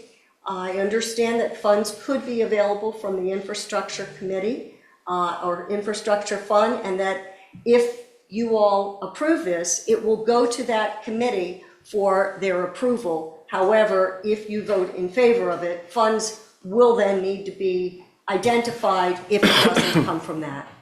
The contemplated work would pick up from where previously performed, now outdated studies left off. Where our committee is aware that other projects have been performed as were recommended by these studies, if we do not have this comprehensive updated evaluation, the town will not meet FEMA requirements. It will not reduce the overall costs that our property owners experience with flood insurance. And generally, we will not know what specific projects with expertise and experience that we as committee members lack. And we don't believe that anybody but such a consulting company would have. So we ask that you support what we have recommended, and I'm happy to answer any questions that anybody has. I do not. Any here? I don't have any questions, just some additional comments. My personal comment, having, I've seen a few neighbors here, we live in the flood zone. We live in the area that when the high tide and the moon's right, I have waterfront property several days a year. So the ability to have an expert come in, take a look at what can be done in town of Dewey, what we should be doing, whether it's from our actions in terms of their streets and what's happening on the bay, to programs we're putting together like our building codes and what we're doing there. I think it's important for us to stay ahead of the game. Truly, flooding is the biggest risk that Dewey has going forward, and it's something that's not going away, and we need to address it. So thank you for a lot of hard work on this. Thank you. Deborah. Yeah, let me just add, clearly, the town is already doing a lot to try to mitigate flood risk. And, you know, it's, in some sense, sort of easy to do. You see the water is there and you want to do something about it, and then the town is taking action to in that kind of short-term but that's sort of short-term focus. This is to look more broadly. This is over a longer period of time. Could be 20 years, could be 30 years, could be 40 years. I mean, the planning horizon that would be part of this study would be very much a product of the input that we get as part of the process from the public. And I just want to mention a couple of things. I think I mentioned the comprehensive development plan earlier, and we're just in the beginning of a new development of that plan. The state requires municipalities to do a comprehensive update of their comprehensive plan every 10 years. So we have another one due in 2028. And there's recent legislation that requires that those plans include strategies which consider community resiliency and reduce the vulnerability of property, agriculture, infrastructure, and cultural and natural resources to the impacts of climate change, including sea level rise, changes in rainfall patterns, and extreme weather events. The strategies must be informed by the Delaware Climate Action Plan and implementation reports. And I will note that the Delaware Climate Action Plan also has a significant section of their plan that addresses the issue of resiliency to these effects of climate. I think if, undertaking this project helps us better understand our risk and to be able to tell other people that we understand our risk. And I think it will put us in a better position for qualifying for grant funding that may be available out there to pursue some of the strategies that come out of this report. So the hope here is that we can recommend that we go to the Infrastructure Committee. I think the objectives of this project are certainly consistent with the objectives for which the infrastructure account was created. Go to the Infrastructure Committee, ask to get their support for funding for this project, and then come back to the council for final approval. So that's the proposal. So I'm going to ask a Gary question. So do we need to send it to the Infrastructure Committee for them to approve it, or is this something that council can approve, since ultimately we'll come back to council to use those funds for because it's self-committed, we could put those funds in there? I think technically we could, but I feel I feel a sense of need to go back to the Infrastructure Committee. I mean, they have reviewed all the other infrastructure projects that the town has undertaken and approved them. And I just think it would be more appropriate to go back through that level and get here. My perspective on that issue is we would have to vote to change our policy that we've already voted on, that to spend infrastructure funds over a certain amount, I think we require it go to the committee. So we have to kind of, undo what we already did. I got a couple of thoughts. So, it's always hard, we're spending the money, so I think we know what we're trying to solve here, and that's always our initial thought process. What are we trying to solve? So the 75,000, I think is going to be money well spent. The second part of it is the recommendations we get back, is do we end up now with hey, to fix what you want to do, it's going to be $10 million. Well, where are we going to get that money at? So, I did some research this week on federal funding, and there's what's called the FEMA Pre-Disaster Mitigation Projects that's funded through Homeland Security, and the average funding ranges go between 1 and 3 million. That would go through a senator, either Senator Coons or Senator Rochester. And now's the time to get that request in there. I think it's going to be easier to spend money if we can get a federal grant in those amounts. They're probably going to say, they're tired of hearing from Dewey Beach. But we ask a lot, but if we're asking for good reason, and I think this is a great reason, I think that would help mitigate and make decisions. We have to move forward. If we're going to move forward on it, let's just say it goes through infrastructure, but we may get the grant to replace that money or to do whatever the next steps are that the recommendations come back as. I agree, Paul. I don't think that just saying that we need funds for a project without having a study to support it by an independent third party is going to be very difficult. Right. And so it's really an So investment we're in going the to future. need Part A. Right. Then there's also the water and environment grants, which are the Corps of Engineers, construction, O&M, investigations, energy and water. $500,000 to $5 million is that range on that one. And the NOAA Coastal Zone Management, which goes through the Commerce Justice Science Department. I don't even know, that doesn't go through a center, but I guess that department does that award on that. So those would be the three that I think we would go to. I think those should be one of our levels of investigation on it. Yeah, I would just say, I think the town's been very good at finding sources of money wherever they've been available. And in fact, I think the town manager has been able to find some money when I was very sure that the well was dry and there was no money to be found. So, I have confidence that they will go after any available sources out there. And those sources of money were used to implement what the plan indicates is needed. Okay.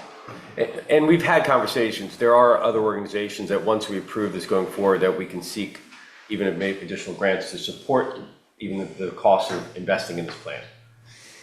So there's other areas local, Center for Inland Bays, for example, being one of them. Yes. All right.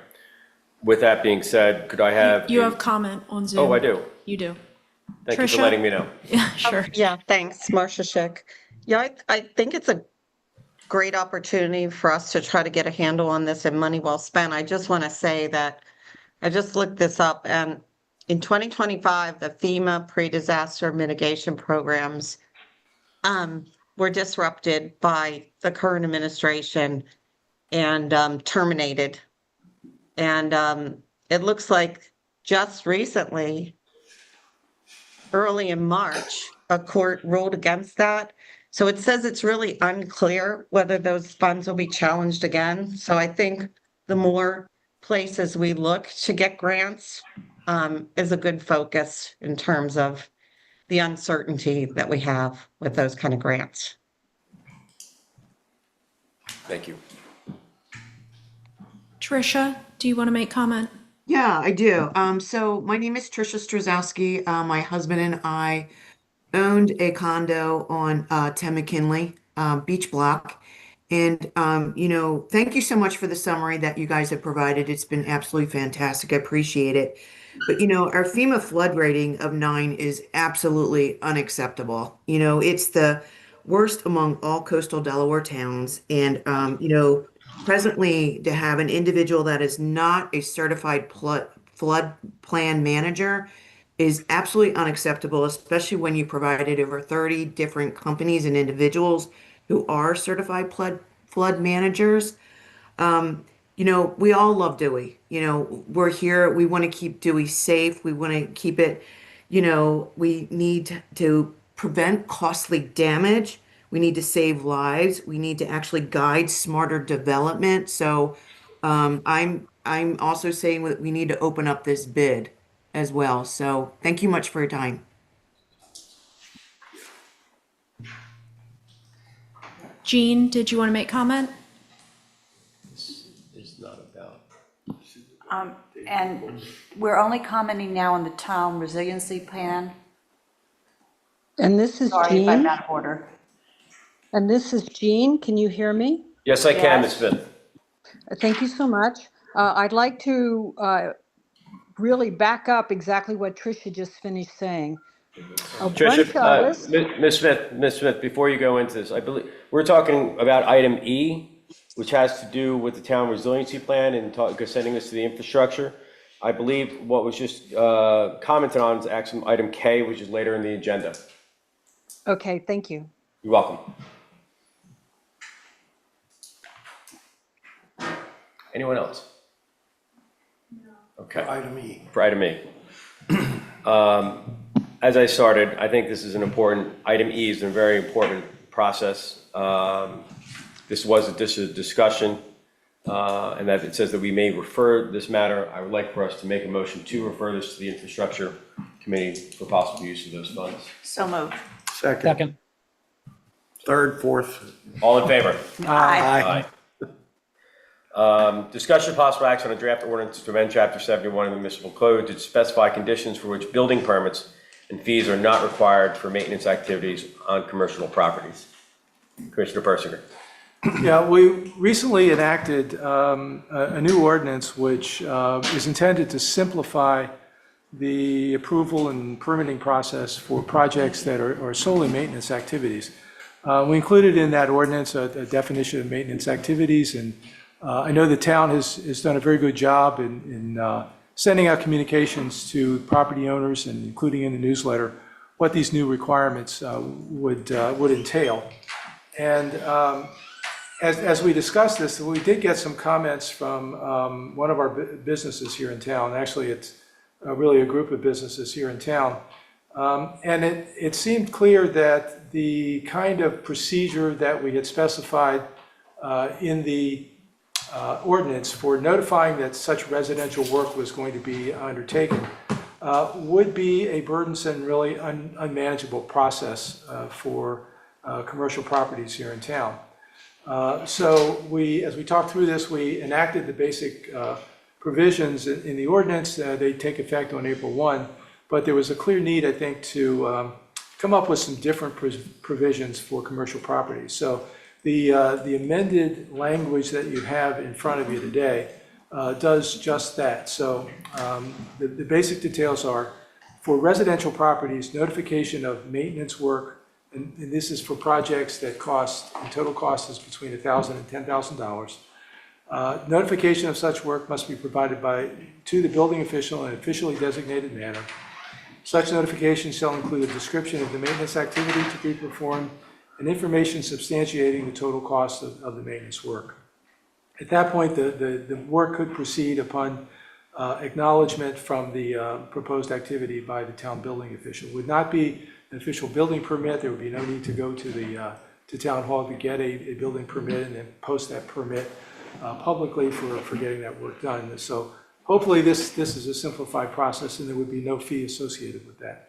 For commercial projects, we have come up with a different process here so that intermediate maintenance projects, again, these are maintenance projects between $1,000 and $10,000 in commercial properties, may proceed without prior acknowledgement and approval.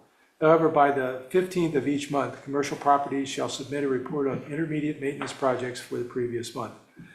The report shall list for each intermediate maintenance project a description of the maintenance activity and information substantiating the total cost, including labor and materials of the maintenance work.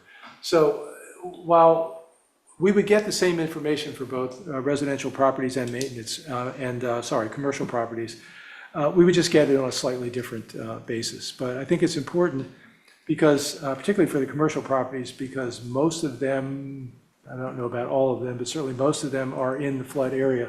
We want to make sure that we have enough information to make sure that the work that's being done doesn't in any way compromise flood-resistant materials or violate any other of the FEMA regulations.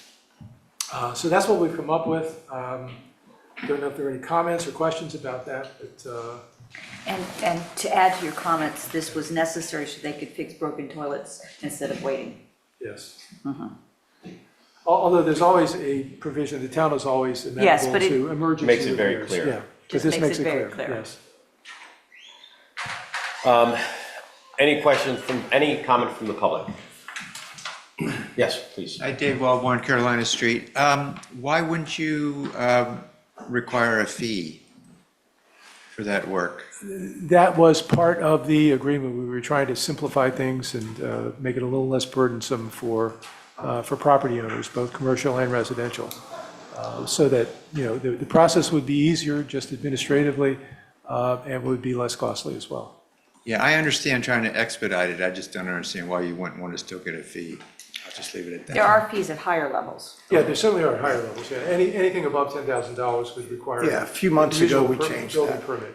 And the loss of revenue here, we estimated, I think, at about $20,000. So not really significant. And that's on both sides, it's not just, it's residential, commercial, Right. below that number. Thank you.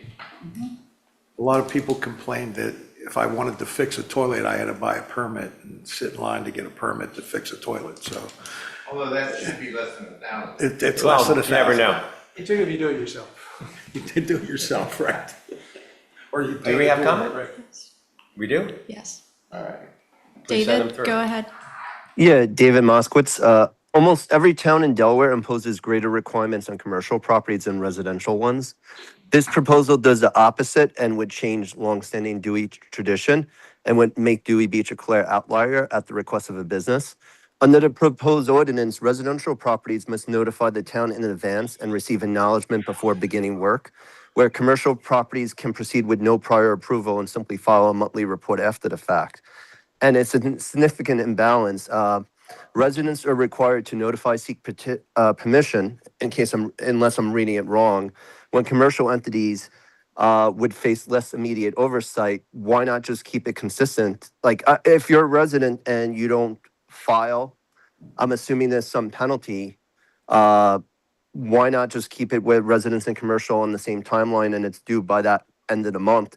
And if you don't have anything to file, just like a business, residents don't file. But it seems like there's a lax, if you're a business, you get a month leeway. If you're a resident, you have to do it right then and there, or you get a penalty. But this doesn't discuss any penalty because I guess part of it is delayed or something. So any clarity on that would be helpful. And I just believe you should be consistent with everyone.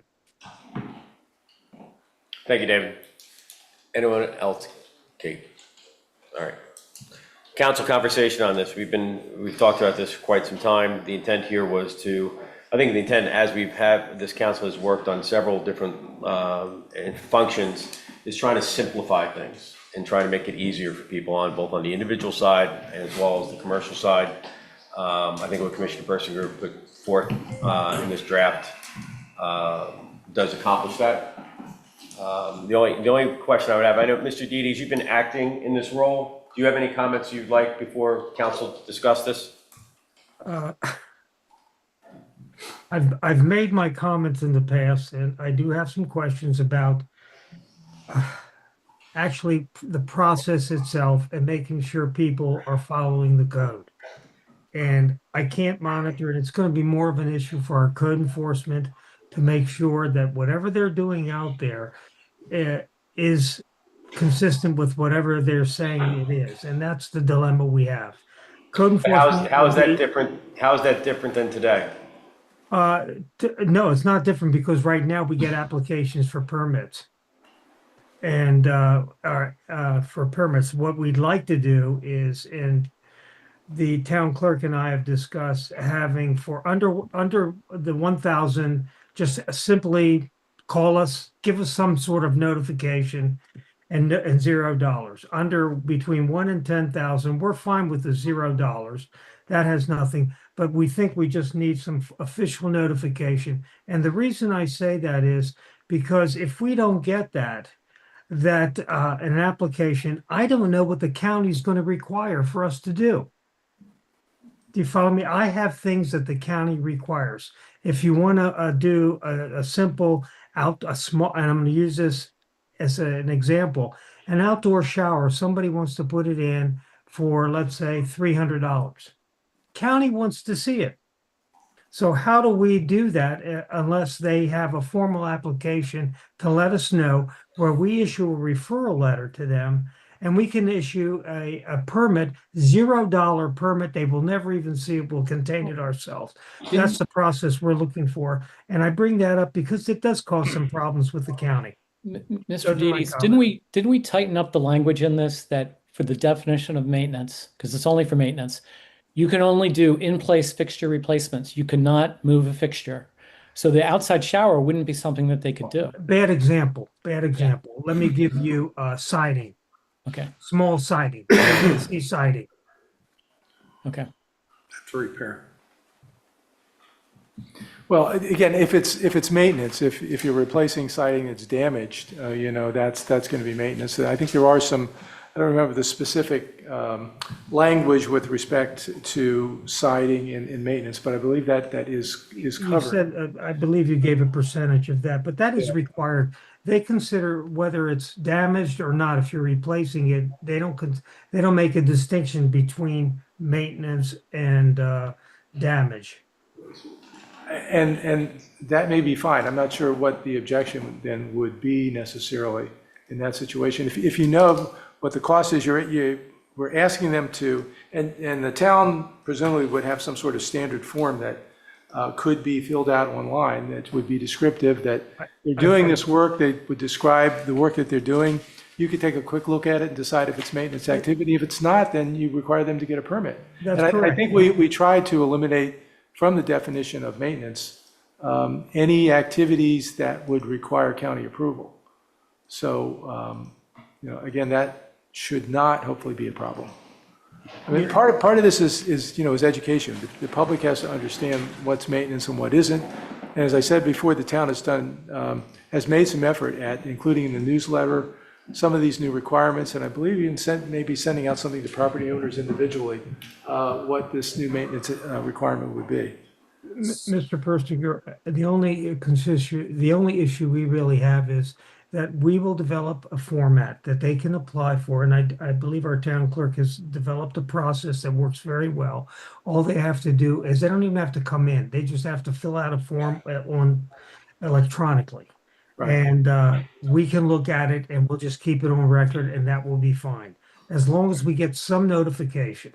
And that's And we ensure that whoever they hire to do it has a business license. And insurance.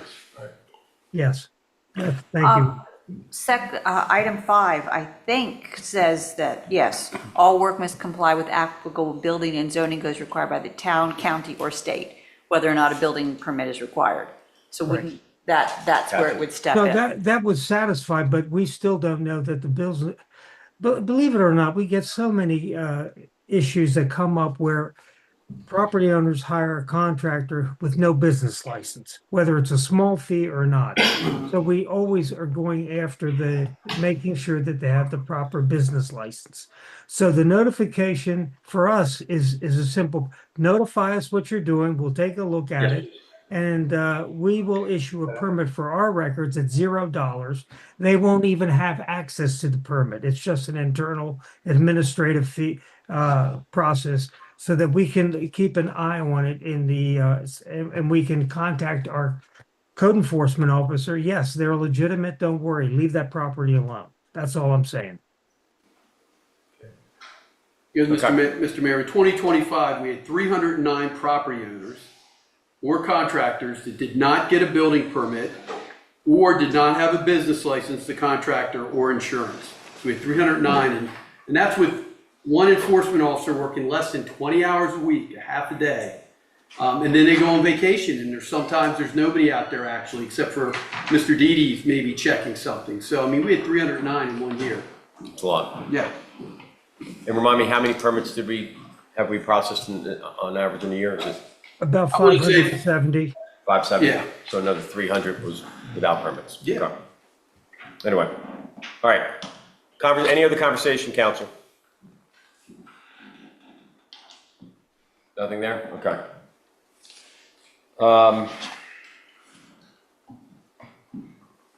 Wait for Commissioner Barrow to get back. Pick the right time. Do you have any problems moving forward? No, if the rest of the council is comfortable with this, we can do that. Commissioner Gibbings, any issues with moving forward with this ordinance? As long as we're not causing more trouble, I worry, would these 309 that didn't do what they were supposed to do be caught with, not caught, but be So that's a identified? total of either not having a permit, a contractor not having a business license, or the contractor not showing proof of insurance. Some of it is, the people don't realize they have to get a permit. County requires a permit if you're replacing more than 3 windows. Then some of it, people are just trying to do work without paying for a permit. It's a little bit of both. But again, he's only out there 20 hours a week. Is there something in here that's making it easier or harder? That's what I'm trying to get at. So for the public, it's going to make it easier. For us, it's going to be a little harder. And we got to come up with a format for somebody to fill out. And it's about education. We always say education first, yes. enforcement second. Okay.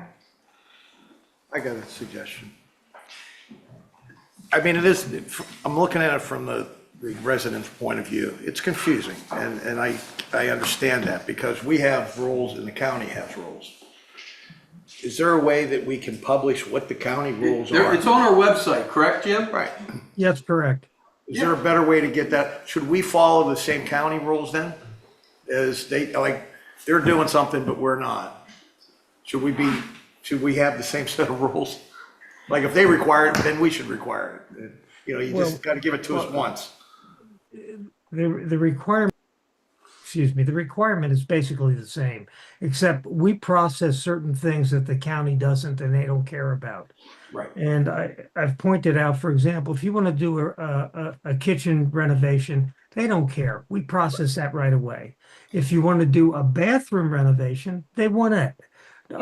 If you want to replace 2 windows, no problem. If you want to go to 3, the county wants that.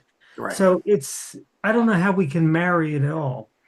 Yeah, Except there's just a lot of little. It's got to be a good way we can communicate. I think that's the different, I agree, we need to have a way of communicating, you're a resident in town, this is what requires a county, this is Dewey Beach, here's the process, here's how you get your permit.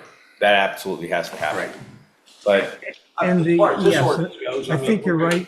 I think you're absolutely right. I think we can only do so much. I think Mr. Zolper and I have talked about having some sort of an open house at one point where we can go over what the process is. And we'll try to come up with any possible solution that makes it easier. Believe me, it's hard for us as well because we have to constantly That's what I was thinking. contact the I can't county. imagine. So As far as this ordinance goes, I want to simplify it. We've simplified it for the residents, let's do it for the businesses and. Agreed. So I'm not hearing no modifications to what's been proposed. Nope. Then may I have a motion for that? Motion. Second. All in favor? Aye. Aye. Aye. Well, kids, we are halfway through our meeting. And the According crowd to is the thinning agenda. as we work. And we're having fun. Hey, can we order like dinner in or something? No, this is how we get through. So the next item, next few items, next 2 should be relatively quick, then we're gonna come to a slow halt. So, in town, as well as from the commissioners, what we ended through the chamber, we have a Volunteer of the Year award. We've been very lucky to have some really great volunteers step up and to assist the town in many ways. Based upon recommendations that I've received from commissioners and I received from the town, I would like to make a motion, it's the first time it's happened, that our Volunteer of the Year is Commissioner Gary Persinger. I can tell you for a reason.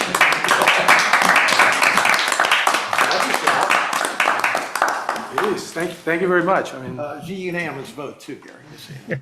If you want to recuse yourself I from didn't this get vote. the vote. But you don't have to vote, that's okay. As you can 4-0, see, 1 abstain. for the last 5 years as mayor and prior to that as commissioner, Gary puts in, we all put in work, but Gary puts in some tireless work and some really challenging issues and areas and is relentless at it and leads several different of our committees and has just done a tremendous job for the town. So, any public comment?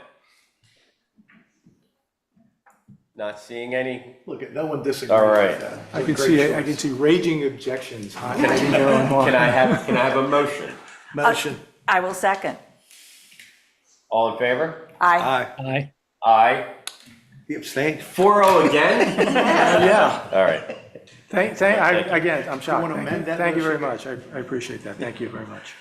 All right. Well deserved, Gary. It is. Discussion and possible action on a resolution to reappoint Rhonda McIntyre as our Alderman of Court 36, Mr. Zolper. Yeah, thank you, Mr. Mayor. Judge McIntyre, she does a fabulous job for the town of Dewey Beach. Before coming to work in Dewey Beach in 2020, she was a clerk for the JP Court system here in the state of Delaware for approximately 20 years.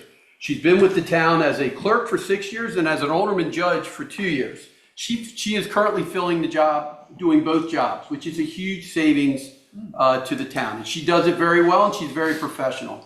She has a good relationship across the board with all our town employees, and we strongly recommend that we reappoint her back to our alderman.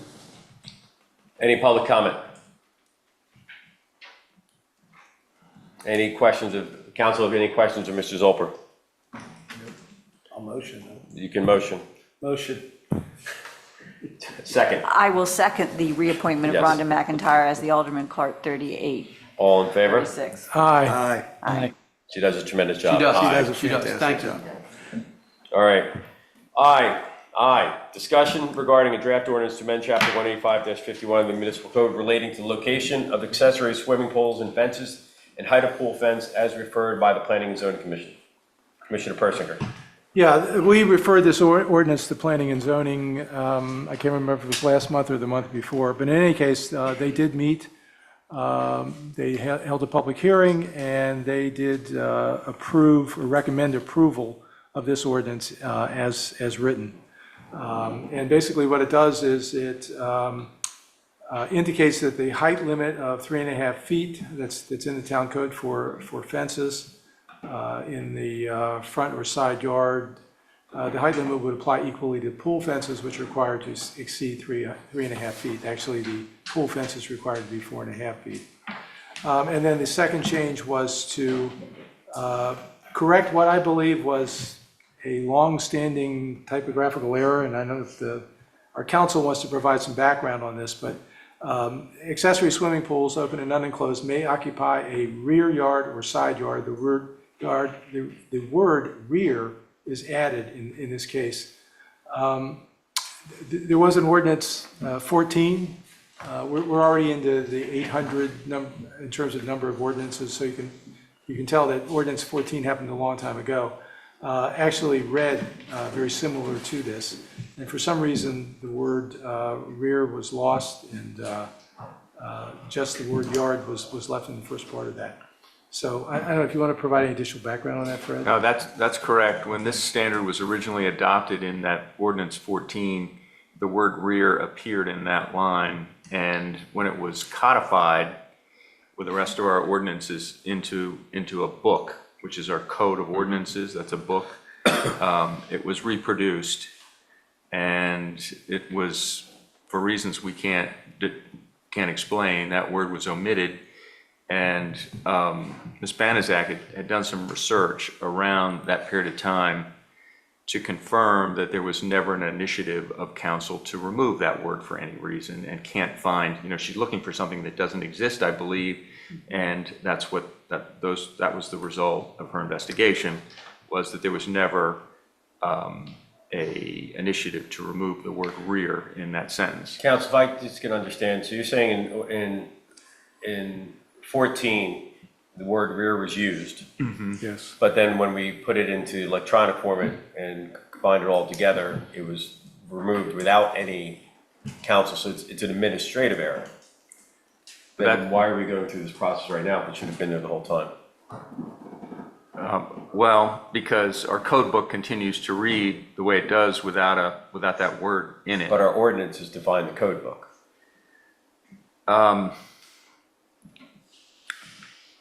It's my recommendation that we reinsert that word in the code. But Just you to just clarify said that it should have been there to begin with. I believe it should have been there to begin with, yes, because we can't find any evidence that it was never removed. It was. Okay. And what year was 14 approved by council? Probably 82? 83, something like that. 86. I don't think the zoning code was adopted immediately when the town was created. Okay. Do you know on council then? Yes, I was, actually. Gary was in diapers, man. Watch it. All right. So you're saying what we're trying to accomplish here is to reaffirm what we already affirmed back in 86 of what the intent was of the pools. It was actually 2/28/1982. 2/28/82. It was 82 then, not 86. I'm sorry. All right. Wow. Okay. All right. So this is a discuss only item. We still take public comment, but we have to have a public hearing because this is a change in the zoning code. We have to bring this back to the council, have a public hearing, and then take final action on it.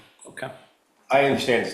That's kind of why I'm asking the question. If our code is wrong based upon an ordinance that was written in 1982, then why does it need to go back and forth if it's what council, if council hasn't reversed it, why are we reaffirming it? That's all I'm questioning.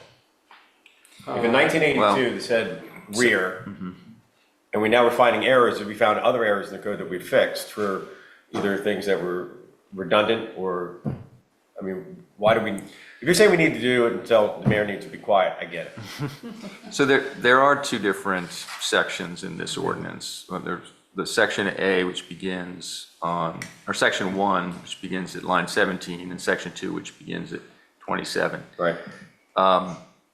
Section 1 is, appears before this one because it just appears there in the code first, but it's really just reinforcing the effect of having the word rear in that sentence. So if we're going to add this language at line 22, then we need to hold a public hearing and adopt this ordinance. If you want to make the argument, and I hadn't considered it, but if you want to make the argument that we should just inform our codifier that the word rear needs to go into that sentence, then we can't move forward with the clarifying business about the fence. I mean, I think we have the signed document that said there was an error. I mean, that's exactly what the codifier would want, right? Use documentation of it, then. Well, If Can we you do it in don't, two then you need parts? to have. Well, as Gary pointed out, this is a discuss. Right. Discuss. But are you saying we couldn't move, even if we decide that word rear yard should have been in there, we can't still move forward with paragraph A? And moving forward means just on the next agenda, schedule a public hearing and then take final action. well, I was interpreting the mayor's remarks as meaning, why are we doing this at all? Why don't we just reinsert the word rear and then call it a day? And my answer was, well, we can't do that because we wouldn't be affecting the change to subsection A in section 1.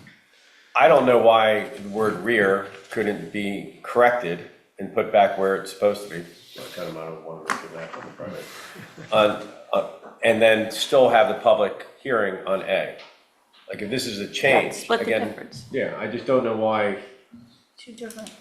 If we've always had it so that back to 1982 when Bruce was alive and it was written into the code, why it hasn't been reversed? No, it hasn't, but we have conducted ourselves over a period of time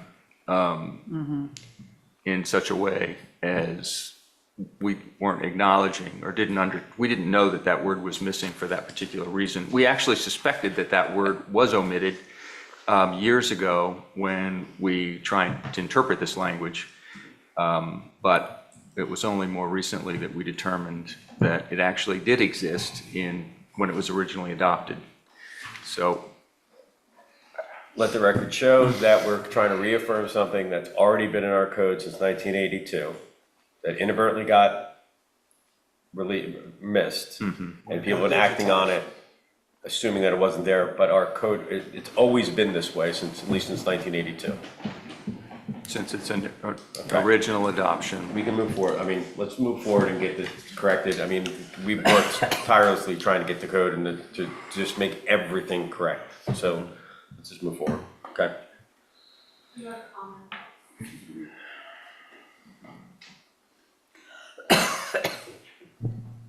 Marcia, go ahead.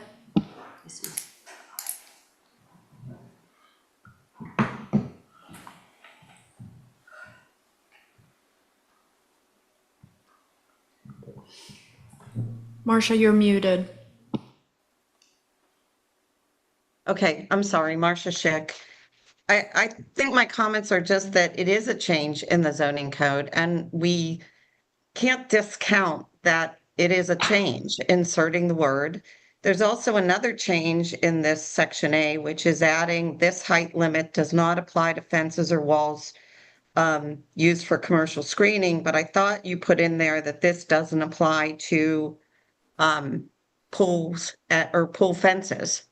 So I'm not sure I understand why other things have required this process to be voted on in public hearings and this wouldn't. And then I also think it's important, if you're going to say that it was never amended to be changed, I think we have to have some method of validating what minutes were reviewed, what minutes are available. I know specifically when I've gone back to request minutes as recent as a town meeting in 2021 and 2013, the town had no archives of those minutes. So, I think the fact that we know there are minutes that have not been archived and not, I don't think we can clearly and precisely say that we think this was omitted. I think we have, short of we have all the minutes and they were reviewed and you could use AI to review them. It isn't a, you need to look where they're archived and review them with AI tools. But I don't think you could just suspect that's what happened without having a log of what minutes were reviewed. So I think it's a safer format to do it as we always initiate zoning changes. Thank you, Marshall. When did we start having minutes recorded? I'm assuming it's after 82 sometime, but Always. even back in 82, we had audio of it. Not audio. I can't verify audio for everything now. Yeah, I don't think you would have had an obligation to record meetings, but I think ever since the towns existed and long before that for other municipalities, there's a minutes. requirement of Right. minutes. Yes. Would the minutes have been filed in any other jurisdiction? Would it have been filed at the county level or at the state level? No? Okay. All right, let's get to the heart of the problem and continue to fix the code. All right. Any other comments? No. All right, on to Jay. Discussion regarding potential amendment to chapter 116 and 185-51 of municipal code to prohibit accessory structures, including swimming pools, anywhere in the front of the primary structure as referred by the Planning and Zoning Commission. The council may vote to refer this back to the Planning and Zoning Commission. Commissioner Persinger. During our discussion of the ordinance, draft ordinance that we just talked about, there was a lot of discussion about location of the pool well, let me back up. There was a lot of opposition to having a pool in the front yard. But it is true that under the current code, you can actually build a pool entirely within the buildable footprint if you move the house back far enough, without having that pool extend into the required front yard. So, the setback, many of the setbacks are in the front are 18 feet. So if you go back more than 18 feet and begin your pool, build back into the buildable footprint, there's nothing currently in the code to prevent that. We got a lot of comments from people about, well, we don't want pools in the front yard. And I would say fairly that the weight of opinion was in opposition to having pools in the front yard. There certainly was some support, but most was against. It's not clear what people understood, whether they were talking about the required front yard or they were just talking about anywhere in front of the house. So when we referred this to planning and zoning, as part of our motion in referring this draft ordinance, the one that we just talked about, we said, well, there needs to be a good understanding of building within the buildable footprint, make sure that people understand that, have some discussion about that. And so as part of that discussion, we got a new recommended ordinance from planning and zoning, which would in effect ban the building of a pool or any accessory structure anywhere in front of the primary structure that is one that would be placed on that lot or is already on that lot. So that's the effect, that's the practical effect of the ordinance here. So it basically, in residential districts, no accessory structure or use that is prohibited in the required front yard of a lot may be located within the front buildable area. And front buildable area, again, is any area that's in front of the primary structure. This came from planning and zoning. We did not refer this specific ordinance to them. If we choose to pursue this ordinance, we would have to refer this back to planning and zoning because, again, it would be an amendment to the zoning code. We would refer this back to them for public hearing. They would make their recommendations back to us. We potentially would have a public hearing as a result of that and then take final action. So the decision here is whether or not we choose to pursue this and refer this back to planning and zoning. Public comment. I'd like to comment. Oh, no, sorry. Go ahead. Are you acting as the public right now? Exactly. Any public comment, Kate? Um, Oh, hold on, Marcia. yes, sure. Okay, go ahead, Marcia, you can go first. Thank you. I know I have 3 minutes. I'd like to ask because I have some really critical information to share. If it goes over, if I could have my husband's 3 minutes. I think what is really critical to understand here, and I'm really concerned about it, is the process by which this ordinance appeared at Planning and Zoning. And I think there's a lot of flaws in it. Number one, it was not noticed on any agenda that was published by Town Hall as required by state law. It was not noticed in a paper of general circulation that was required by state law. It was also not referred to P&Z by the town council, which our own code requires. If you look at your resolution from the previous ordinance, it says, whereas Article 1, Chapter 185, Section 3.1 of the Dewey Beach Zoning Code acknowledges enabling legislation, and 185.73 of the zoning code set forth the process for making of changes and amendments to its zoning code, requiring a referral to the Planning Commission for recommendation following a public hearing, at which persons have the opportunity to speak. So there's 2 sections. There's actually 3 sections when you go back to a 1980 ordinance in the archives that basically say the council is required to first introduce an ordinance that they feel is necessary, hold a public hearing, then refer it to Planning and Zoning. So I attended that meeting, and everybody can watch it on the tape. One of the fellow commissioners was a little surprised that this ordinance appeared, and in fact made the comment, how did it get here? It wasn't noticed. And I think it's really dangerous that we're trying to proceed with such a major zoning code change that wasn't legally noticed on the agenda or any papers. And I want to say what's really concerning is it was only noticed under an attachment that said definition of buildable area. I didn't even know till I went to the meeting that this second portion to change an entirely different section of the code, not 116, which is buildable area, was inserted but not defined in the attachment notice. So no one from the public would have any idea that the Planning and Zoning was attempting to put forward an ordinance that essentially changed a major zoning code. I went back and listened to all 3 tapes. On January 16th, the council never discussed this part of the ordinance restricting anything in the buildable footprint. You're not only restricting pools, you're restricting in an area where a resident can build their house. You're restricting any function that's restricted in the setback, the 18 feet. So you're essentially making by default a setback of whatever it is to that person's house. So many of our old cottages are pushed all the way to the back, and people might have 20 feet in the front of their house, then they have the 18-foot setback.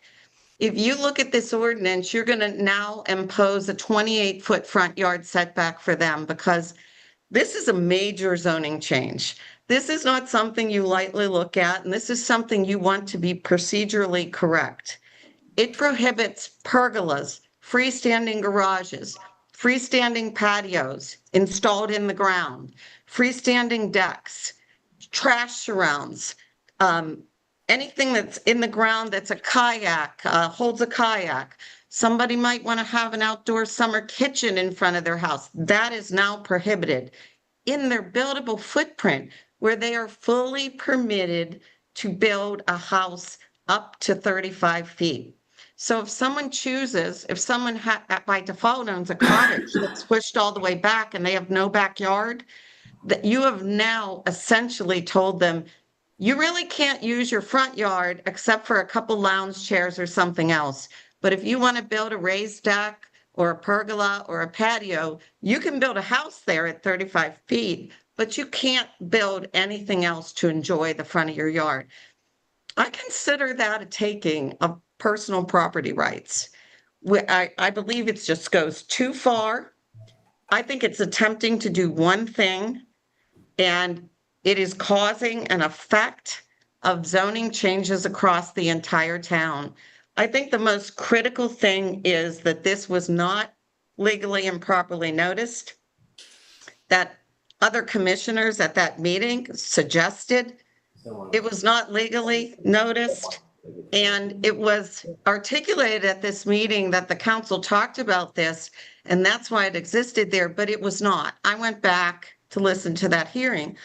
I asked who sponsored this ordinance, and the chair said he wrote it himself.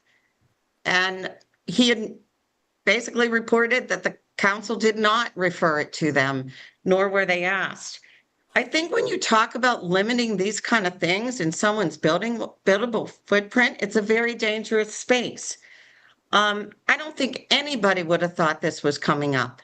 And just today, from 2 o'clock, I created a very succinct email that can be validated. Number one, I want to tell you, when you say there's oppositions overwhelmingly to pools in the front yard, I pulled a FOIA of 218. Point of order on time, please. Point of order on time. David, please, this is very important, and I You know get treated what the your same role way as is everybody here, else. Okay? You David, get treated the same David. way as everyone else. That's Both correct, of you, but I have both, asked for- Marcia, I've Marcia, asked for my David. husband's 3 minutes. Marcia, that you know, but you know you can't do that. So just hear me out on this. That is not hear- true. That can has I- been can done in many meetings. I will speak. The point of bringing this forward. Rich, could you The come in point of here? bringing this forward is to, if you read what the agenda says, is to possibly to refer this to planning and zoning, to give due notice to everyone. It's not for us to make it, we're not voting on this. It's to send it to planning and zoning. And then I have one follow-up question.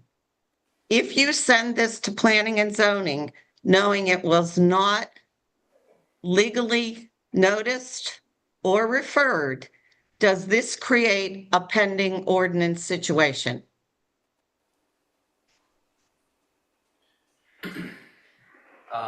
I would say no, because it wasn't introduced as was the other ordinance. I mean, really, what happened was, there was an initiative to expand the ordinance that was sent by resolution down to planning and zoning, and my recommendation is not to adjust, not to make any changes to that. So if you wanted to make some kind of a recommendation back to the commissioners with regard to a ban on swimming pools in the area between the required front yard and the house, it would have to be done separately, and it has not been sent to you. So you can't act on it.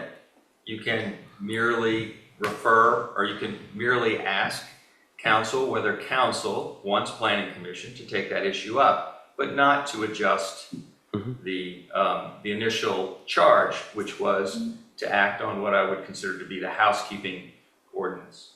So that's a separate item. I think that this group has to have a public hearing in order to initiate the pending ordinance rule, which I think is what Ms. Schick is worried about, and that's not on the table. That's not what we're doing today. You just, But that's not saying that we won't do it in the future. It's not, I mean, if you refer this to the planning commission without having held a public hearing and enacting a resolution, I think it's questionable whether you could apply this ordinance retroactively.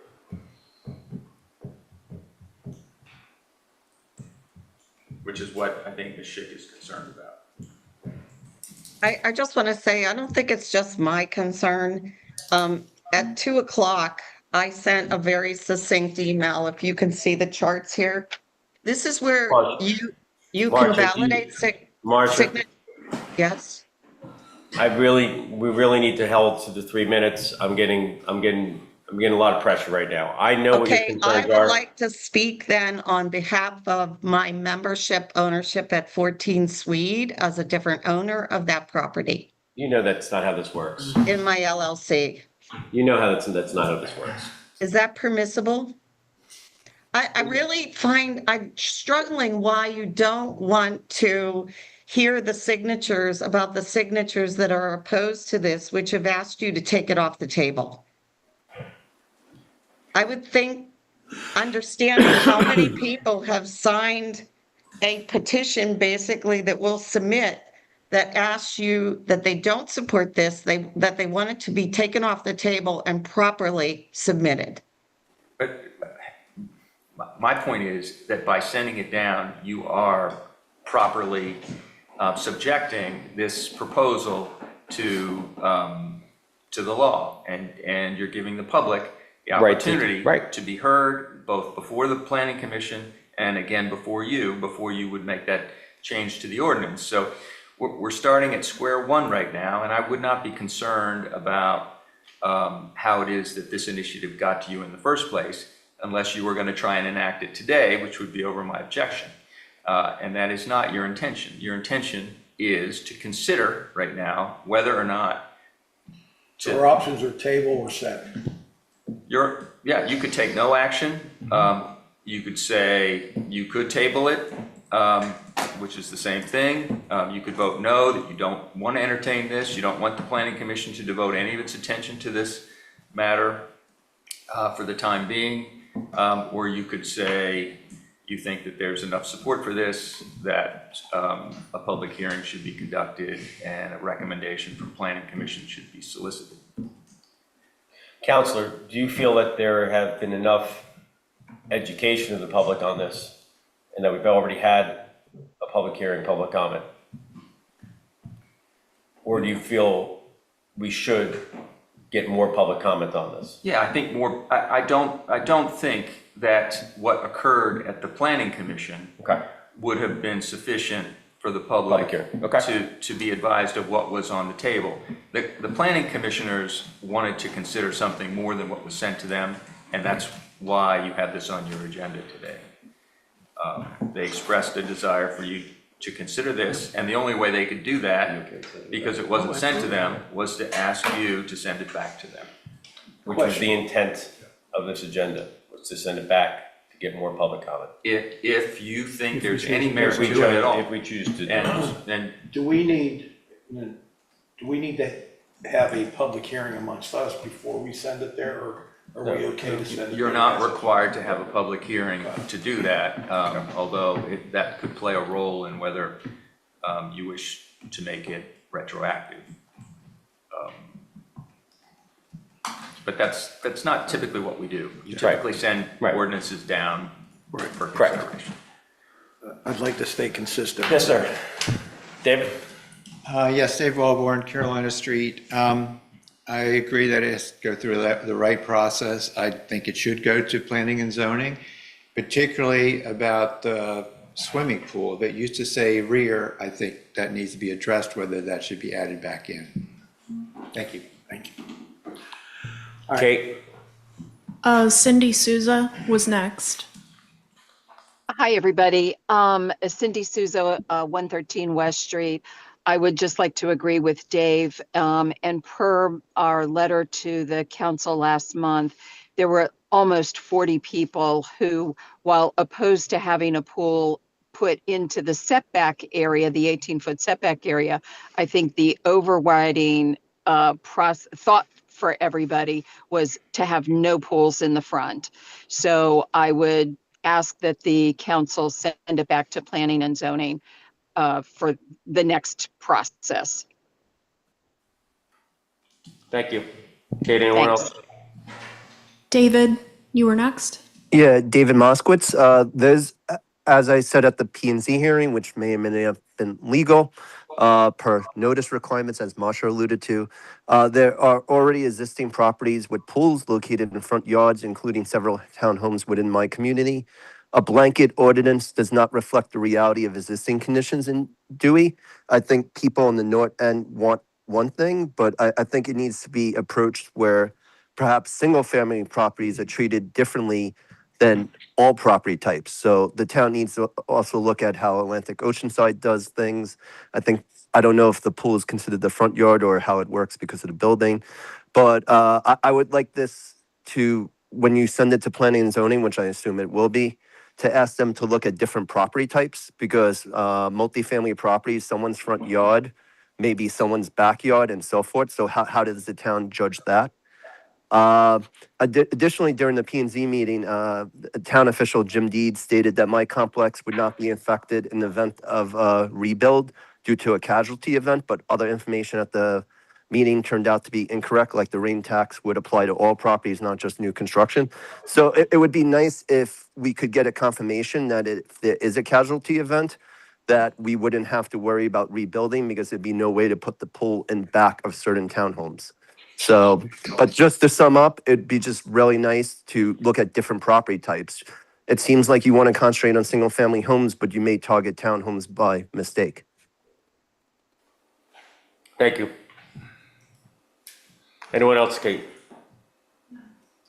All right. All right, so we're gonna close public comment on this for a second. David, David Jasinski, Commissioner. Yeah. I'd like to make some comments. So first of all, I agree that, and just to make sure the whole public understands, there are going to be a minimum of 2 public hearings. If anything's done on this at all, it would be one with planning and zoning and one with us. That would definitely be the minimum. So there's going to be plenty of opportunity for people to weigh in and provide guidance on what we should or shouldn't do, if anything. The second thing I wanted to point out is I do believe this is a much broader issue than pools. The pool issue is in those, that we're talking about is separate in those first 18 feet. This is basically in front of your house if your house happens to be set back further than 18 feet. There are some people who have houses that are set way back. And there are a lot of things that people may want to put in a front yard. And I think that the planning and zoning needs to certainly seek out some public opinion. Pools is one thing, but what about tall privacy fences? What about sheds? What about a children's playhouse? What about a patio? What about a deck? I mean, there are a lot of things, and I think they need to go through and think about what is in the public interest at large and what makes sense to allow or not allow in front of your primary home. I think it's a worthwhile discussion to have. I think the public should weigh in because there are some people who have kind of a little bit different, lot configurations and whatnot. And they should listen to that input and then come up with a recommended ordinance or not. Commissioner Gibbings? Nothing to add. Commissioner Bauer? Yeah, I'd like the motion to send this to P&Z. That's my only comment. Well, we got a motion, but further conversation on this. I'm going to just state my opinion on it. I think that from what we've heard, when sending this down to P&Z, it should look at all these different components, not blown into everything being boiled into one, whether it's a swimming pool, structures, what is. I personally believe that if you own a piece of property and you're abiding by your setbacks, that you can put what you want in the buildable area. That's your right as a property owner here in Dewey Beach. I personally am not opposed to having a pool in the front yard. I've said before, if I had a house that faced south, front yard south, and that's the only place I got sunshine or had sunshine, I may want to have a pool in the front, but that's a personal thing. I live in a townhouse community, so that's never going to happen. In terms of having that pool, I don't even have a side yard. Enough yards, I think it'd be about a foot wide, the actual pool, if I tried to do it. So, but I think we need to hammer this out. We do need to look at, in my opinion, to send it down to look at each of these elements. I don't think any of these arguments are wrong in terms of, we need to talk about the word rear and what that meant as part of as a separate, whether from a rear requirement from a pool standpoint, but whether it's a pool, whether it's a pergola, whether it's a garage, I think these need to be considered, but I ask that everyone understand that just because you don't like it doesn't mean that it's wrong. And we need to be very human about this, and civil. So, with that being said, I would just say that, I mean, I agree with most of what you say. I'm not taking a position on whether you should have pools or sheds or whatever in the buildable footprint in front of your house. I think we need to know what the public wants. I agree. This is a style, preference kind of issue, and there is a safety issue with respect to pools. That I've owned a pool for close to 40 years, and it is amazing how quickly a head of a kid can disappear below the surface of the water, and not to know. We've had pulling kids up virtually by the hair to make sure that we don't have an adverse event. So I don't want to compromise safety. We've talked a little bit about the potential for lowering the height of the fence requirement. I think that any compromise in terms of safety, I think they have to think a little bit about whether or not there's any compromise in safety by just having a pool in the front yard, making it more visible to children that are going up and down the street. All things that should be talked about at planning and zoning. I think we do need to, as one of our commenters just said, I think we do need to consider a little bit about the types of properties to which this should apply. There may also be a larger issue in terms of if there is a catastrophic event, what are you allowed or not allowed to restore? It may, be broader than just what we're talking about here, and I think that is something maybe the planning and zoning can begin to talk about in the context of this particular ordinance, but I think there's maybe a broader issue we need to talk about as well. So I would second the motion.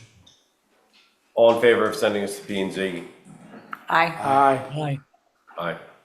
All right. And just for the record, that was the second ordinance. The first ordinance that it's reinserted the word rear. I was just bringing up his point. Correct. Okay, so Yes. that will be before you when you schedule your Correct. next public hearing. Correct. All right, item K, discussion and possible action on a draft resolution to enter an independent contractor agreement with Dave Naples of Code Solutions Incorporated. Mr. Zolper. Yeah, thank you, Mr. Mayor. I'd like to explain how we got to this place in the town of Dewey Beach. We had a very dedicated, hardworking, qualified building official for a number of years, for approximately 6 years. But after receiving criticism by email and social media, that person decided to go to another town. That left us without a building official. Jim Dedes has been doing a good job. For the last 2.5 months, we've had out there looking for somebody. We've interviewed probably 6 people. None of them met the qualifications that we were looking for.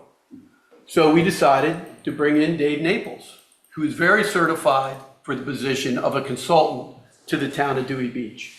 He would review all commercial plans. He would look at all large residences that are being built. And then the smaller projects would stay with Jim Dedes.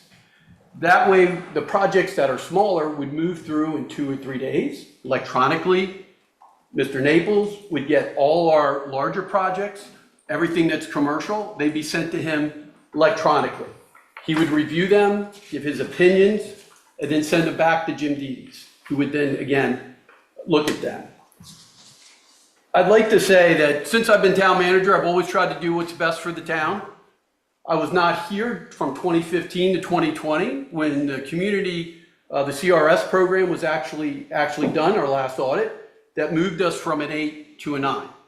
We're not the only town that is in a 9, and a 9 is unacceptable. I agree with that. But also South Bethany and Fenwick are also at a 9, okay?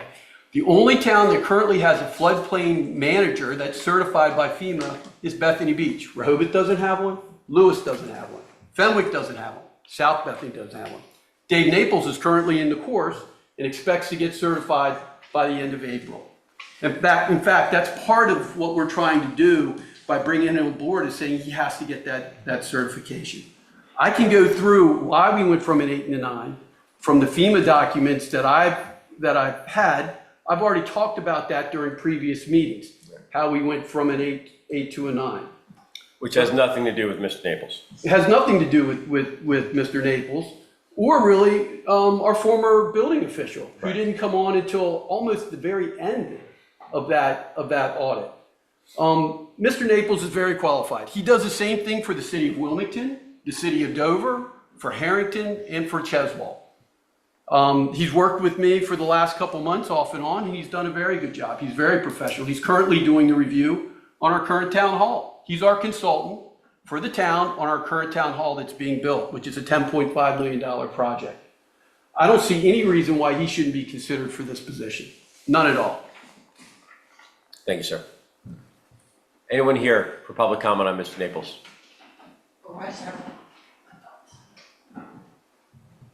I need your name, address. Sure. You know the time Hi, constraints. Alicia Farley, 200 Chesapeake.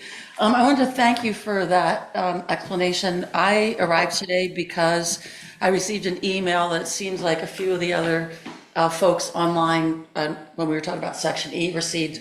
And basically, I just didn't know, I didn't have information about the back to know what was accurate and what was not. So my purpose of coming today was to try to get that information. So I feel like you've helped me with that, Bill, so thank you. And then I guess too, since some of the people were bringing this up when we were on item E. Yes. How do those work together, or they don't work, they're just don't. completely separate? They're Okay. completely separate. So okay. So I guess I will just close with, I don't know if this email that's been around town has made its way to any of Oh, you. yeah. It would just, it would be helpful. I guess you covered most of the points, just to go through and say, okay, this is accurate, this one's not quite right or something. I think that would help clear it up for a lot of people in town. So thank you. Appreciate it. Thank you.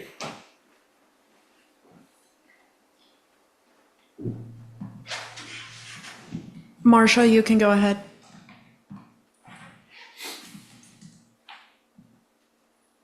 I just want to make a comment that I support this. I think we've worked with David Naples a long time, and he's done a lot of good work for us. I think possibly back to the MAR, I'm not sure, but he's been doing work for the town for quite a long time. And I think it's a really efficient way to address the larger construction projects with someone that's a consultant that has the elevated level experience, and to let the town concentrate on not major construction projects. So I just want to say that we support it. Thank you, Ms. Schreck. Thank you. Anyone else, Kate? Trisha, you can go ahead.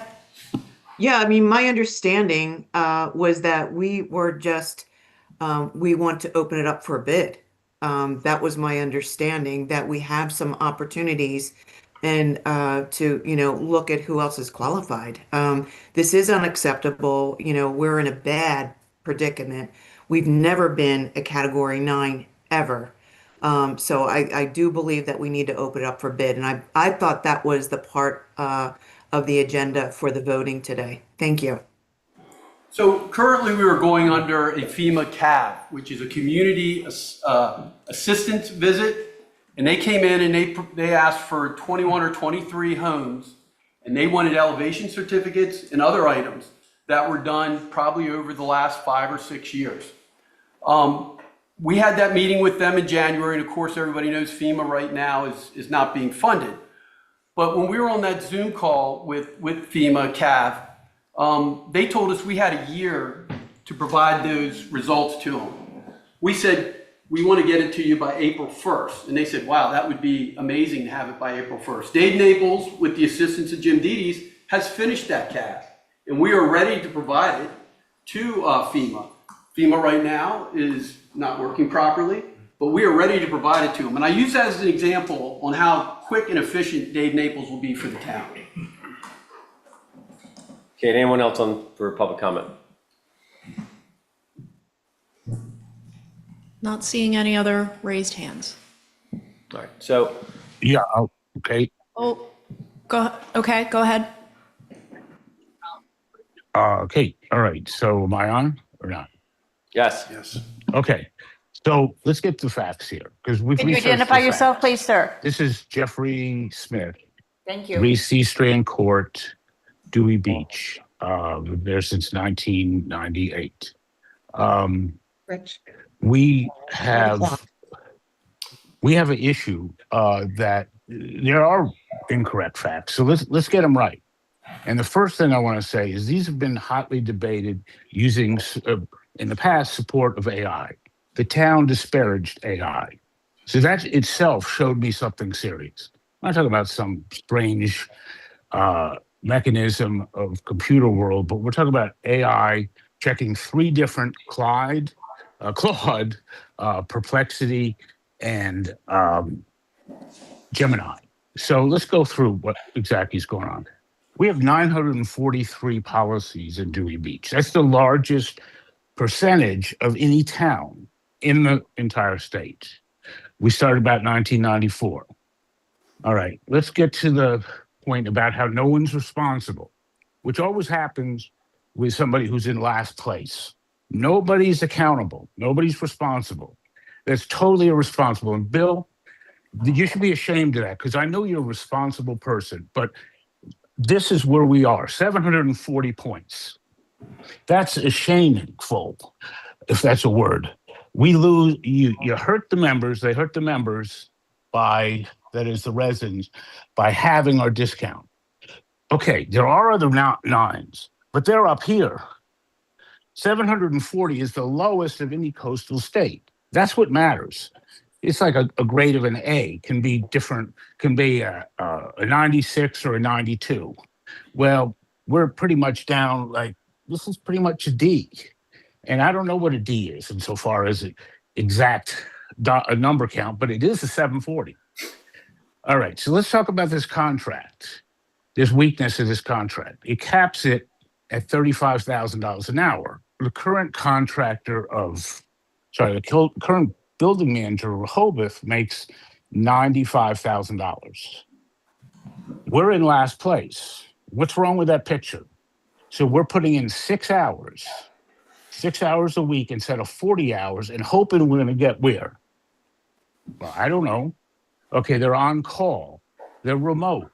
The problem with the last business building manager is she worked at home.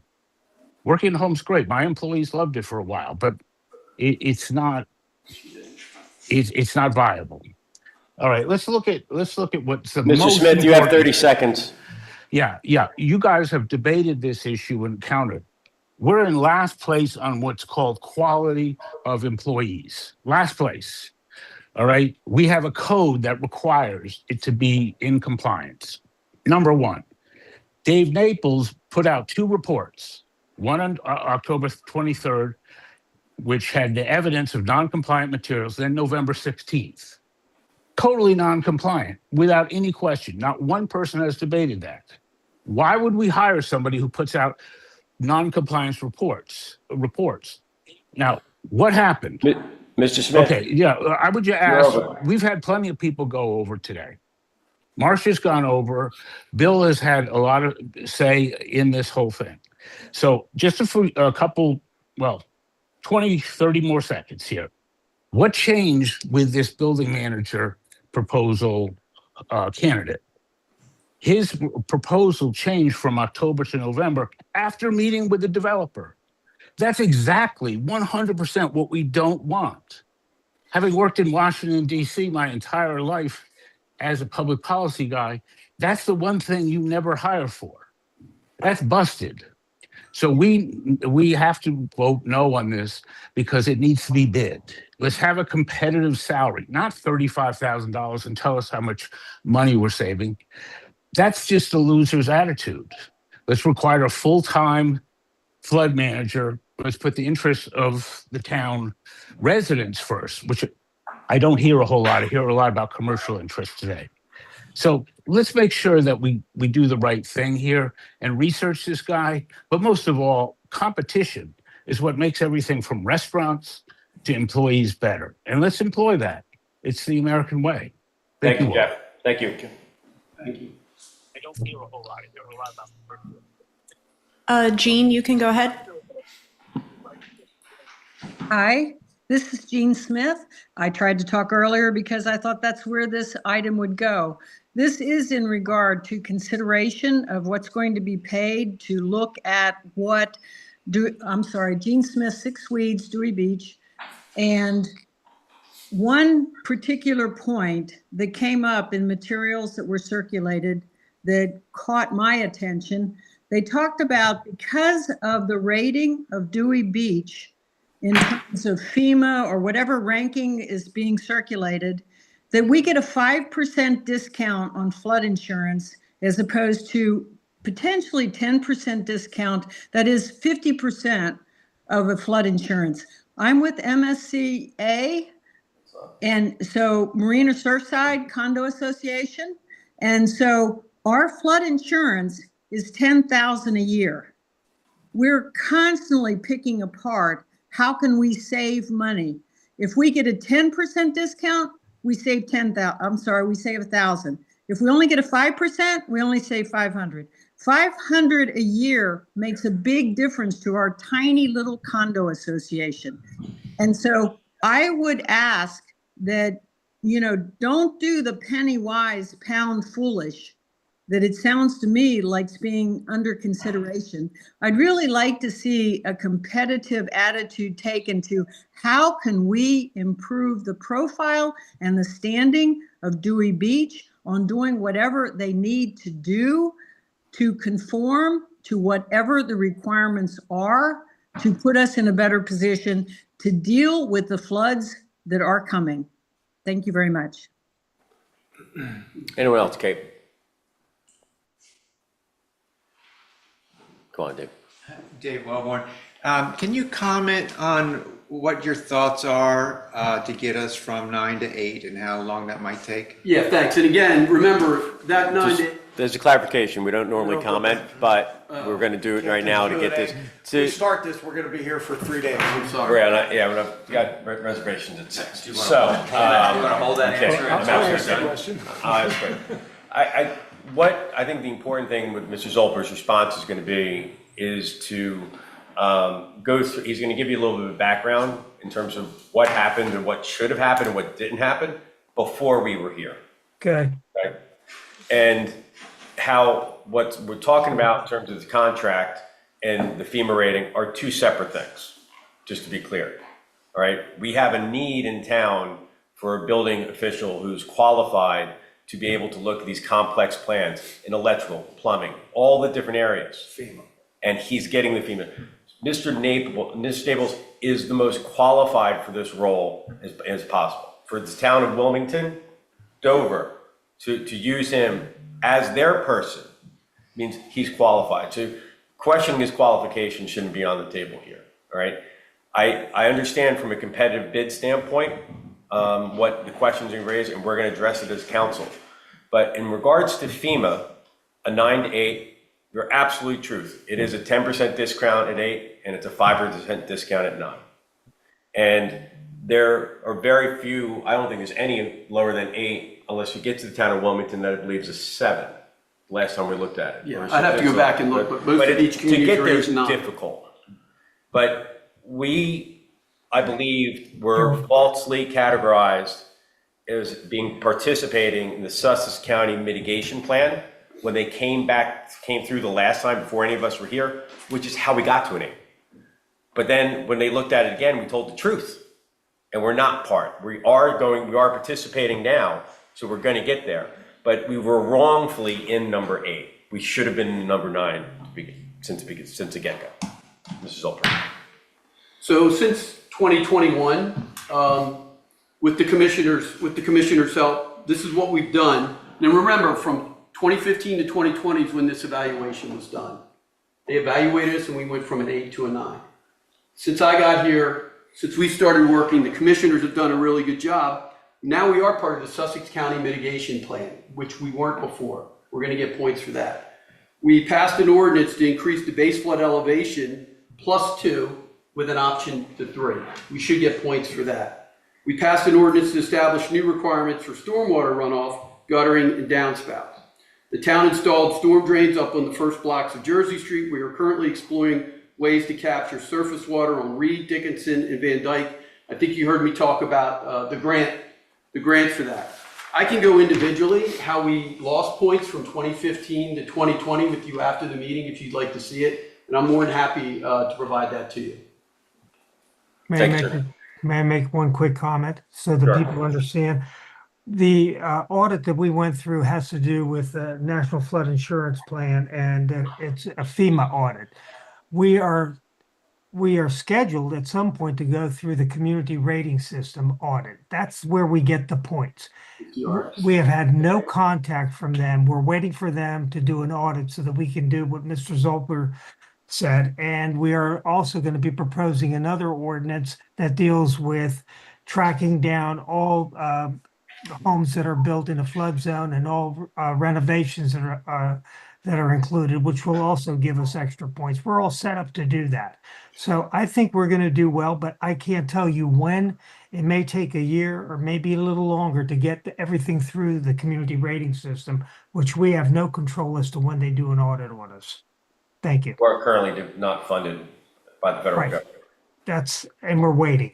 We're kind of in a step, but we're prepared to do what we need to do to get us down to an 8, hopefully even lower. We're not satisfied with being at a 9. We are not. We're not satisfied with being average. We No. never have been. That's correct. David, you can go ahead. Yeah, David Moskowitz, and I just joined for some listening to the rest. We're asking for, in the job ad, it was tanked. They were asking for more experience and higher qualifications, but offering 10 to 15,000 less than before. And nearby towns like Rehoboth Beach were paying 20,000 more. And that's how you fail to attract qualified candidates. The concern is you're hiring a consultant. The town did that with an HR, Diane Campanelli, like about 10 years ago. Once you hire someone, they never leave. And the system of having an no HR person, but do it by consultant was a failure for Dewey. And it's not a way. You need to have an actual building official. That would be the great thing. As far as the contract, since I have a feeling you're going to hire the person anyway without an RFP, I just think there's a few issues. One is recipient control.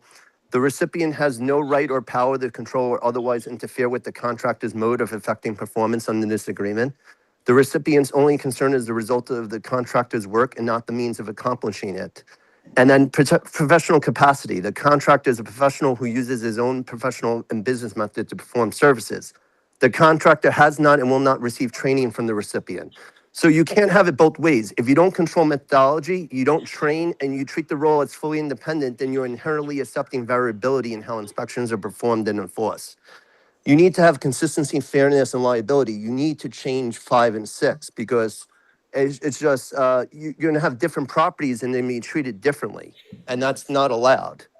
So 5 and 6 needs to be changed if you do proceed, which I believe you will, and doing it without a bid or any sort of real advertisement.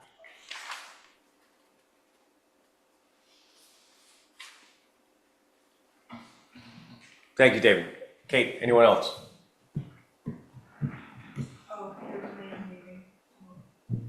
Bill, or I'm sorry, Bob, go ahead.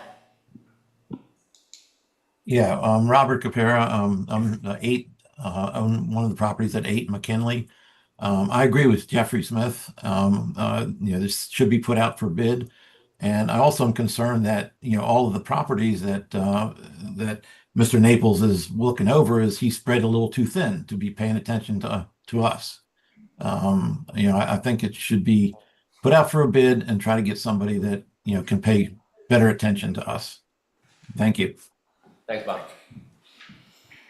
Anyone else?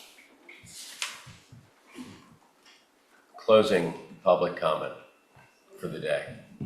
No, got one more item on. And Mr. Mayor, we did dismiss an engineering company after I'd been here 1.5 to 2 years that I didn't think was up to the job. So we do not keep consultants on forever. Thank you, Bill. All right, council, conversation.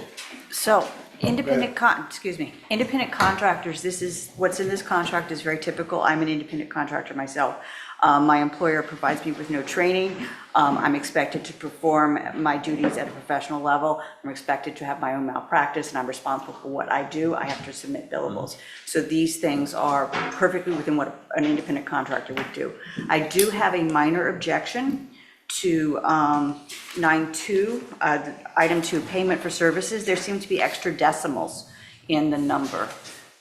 105.50.00, it is a weird number per hour.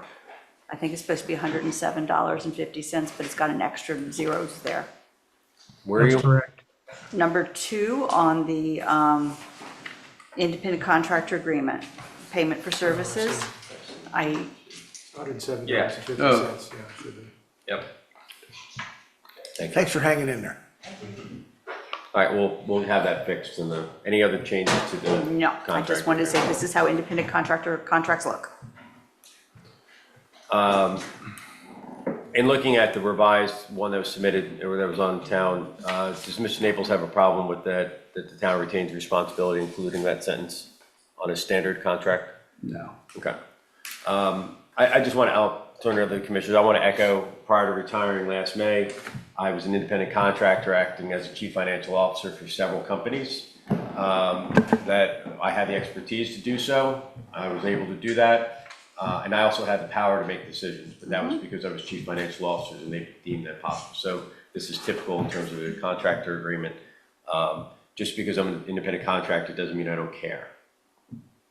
Or that I'm going to follow the rules. So I think some of the assertions there are just wrong.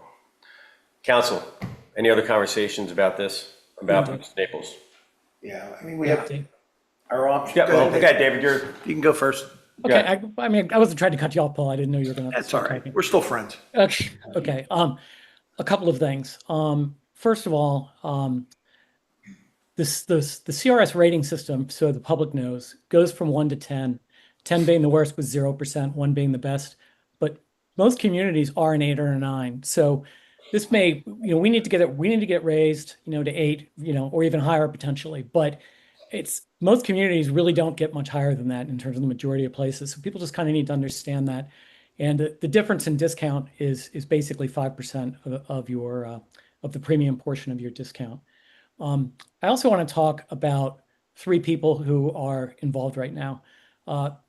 Dave Naples has been working with the town as a contractor for many years. He's always done a very good job. So I feel very comfortable with him continuing that role, and as well as increasing the scope as this contract does, because quite frankly, we're in need. And the reason we're in need is because we lost our last building inspector, who also did a good job. And she worked very much alongside Jim Dedes, okay, who's going to step up his level of effort in terms of approving building permits since she's no longer with us.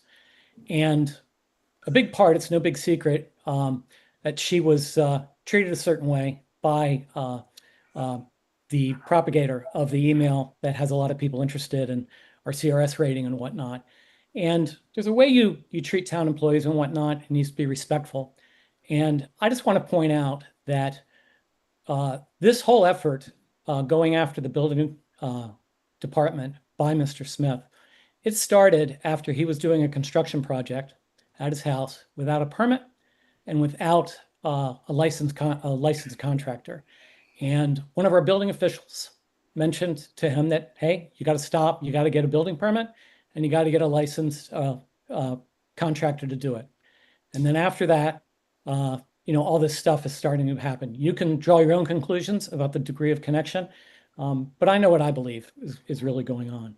So these are all good people, and Dave Naples is helping us out because our town manager wasn't able to find someone who we felt was qualified. The ability to interact with flood specs and whatnot is certainly something that needs to be done, but there are a lot of other requirements for the job, and it shouldn't be the sole decision criteria. I do feel that our town manager, in the longer term, needs to have a full-time person in that position. And as part of our vote for this, I'd just like his assurances that he's going to continue to look.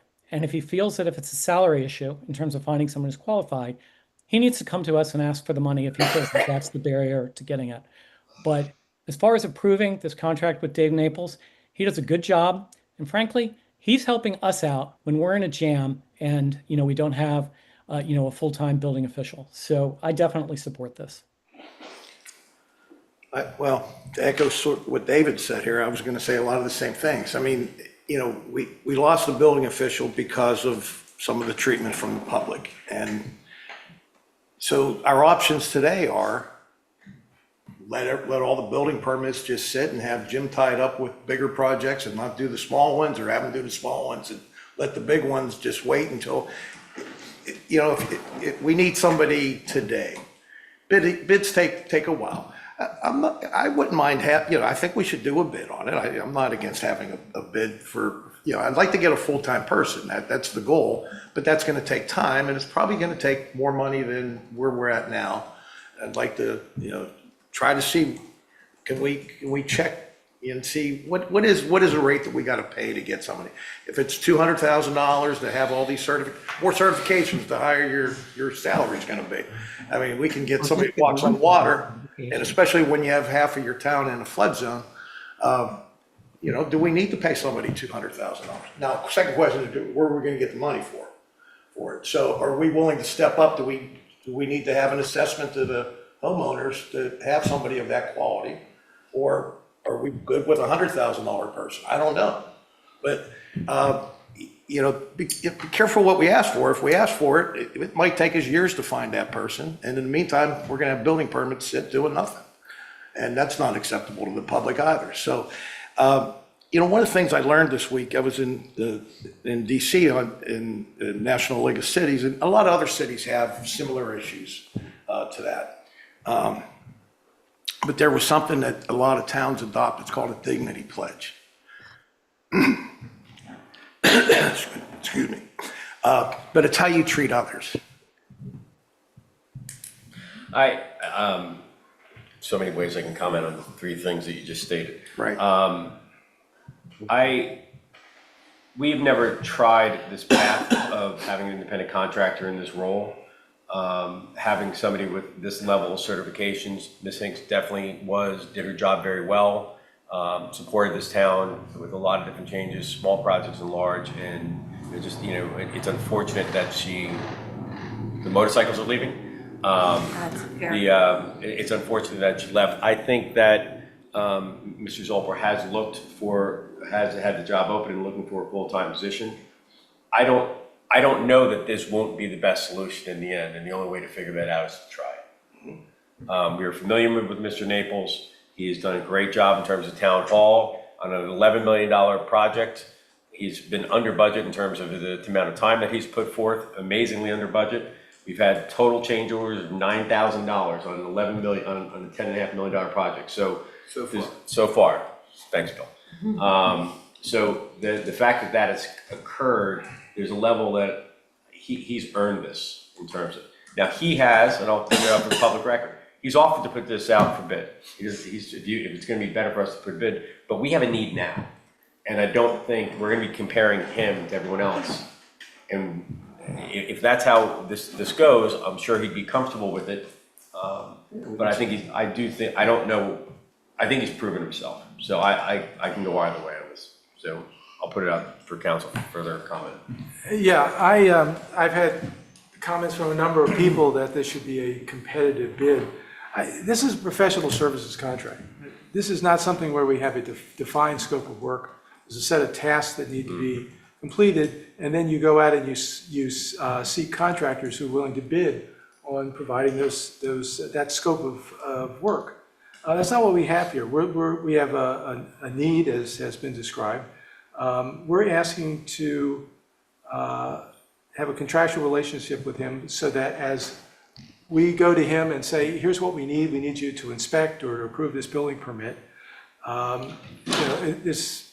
it's just a set of services that we're paying for. We have an hourly rate. If we put this out for bid, I'm not sure on what basis we would have an evaluation. I mean, he has a very long list of qualifications and credentials, and is on his own and at his own expense, presumably, getting certification as a floodplain manager. I'm not sure what more we could ask in terms of qualifications. Are we going to have a competitive bid based on hourly rate? Right. Makes no sense. Right. This is a situation where we have a contract. If the town or Mr. Naples is dissatisfied with the relationship, either of them can terminate this contract within 30 days, 30 days notice. Right. So, I believe Mr. Naples is fully qualified to perform this work. I think he's done a good job for the town. I have no hesitation at all in approving this relationship. So I suggest we move forward with this. Motion. I would like to move that we enter into an independent contractor agreement with Dave Naples. I second. Third. All in favor? Aye. Aye, unanimous. All right. Hopefully the last item is going to be quick, since my Commissioner Jazinski has informed me that this is my longest meeting ever. New personal best. All right. Since my printer died on it. Discussion and possible action on draft ordinance to amend previously adopted ordinance 866-2/2025 to change the effective date of the amendment to chapter 71 8-B relating to inspections. This is, it should say W. Stevens after that. When we passed this, it was about anything over $15,000 would have an inspection done at your home based upon the building permit that has been pulled. I talked to Commissioner Persinger and talked to Town Hall about the possibility of delaying its implementation for April 1st to June 1st to give us 2 months to actually look at what that means in terms of the requirements, especially since we don't have a full-time, we do have a contractor. Sending somebody out to inspect, do we need to send an inspection if it's a $15,000 window project? Like, just look at it last year's and what that kind of means and put some qualitative possible parameters around it. So, any public comment? Anybody in the back row? No. Kate, anybody online? Questions of council? Makes sense to me. All right. Good. Can I have a motion? Motion. Second. All in favor? Aye. Aye. Perfect. I know you do. Here, you want mine? All right. That gave me swallow. Fine, I'll do closing of the meeting, section 5. Commissioner comments, Bauer, Nothing at this time. Jazinski, No more comments. Gibbings, Nothing, thank you. Persinger. Nothing, thank you. Mine, volunteer of the year, Gary Persinger. Can I have a motion to adjourn? So moved. Second. All in favor? Aye. Thanks, guys.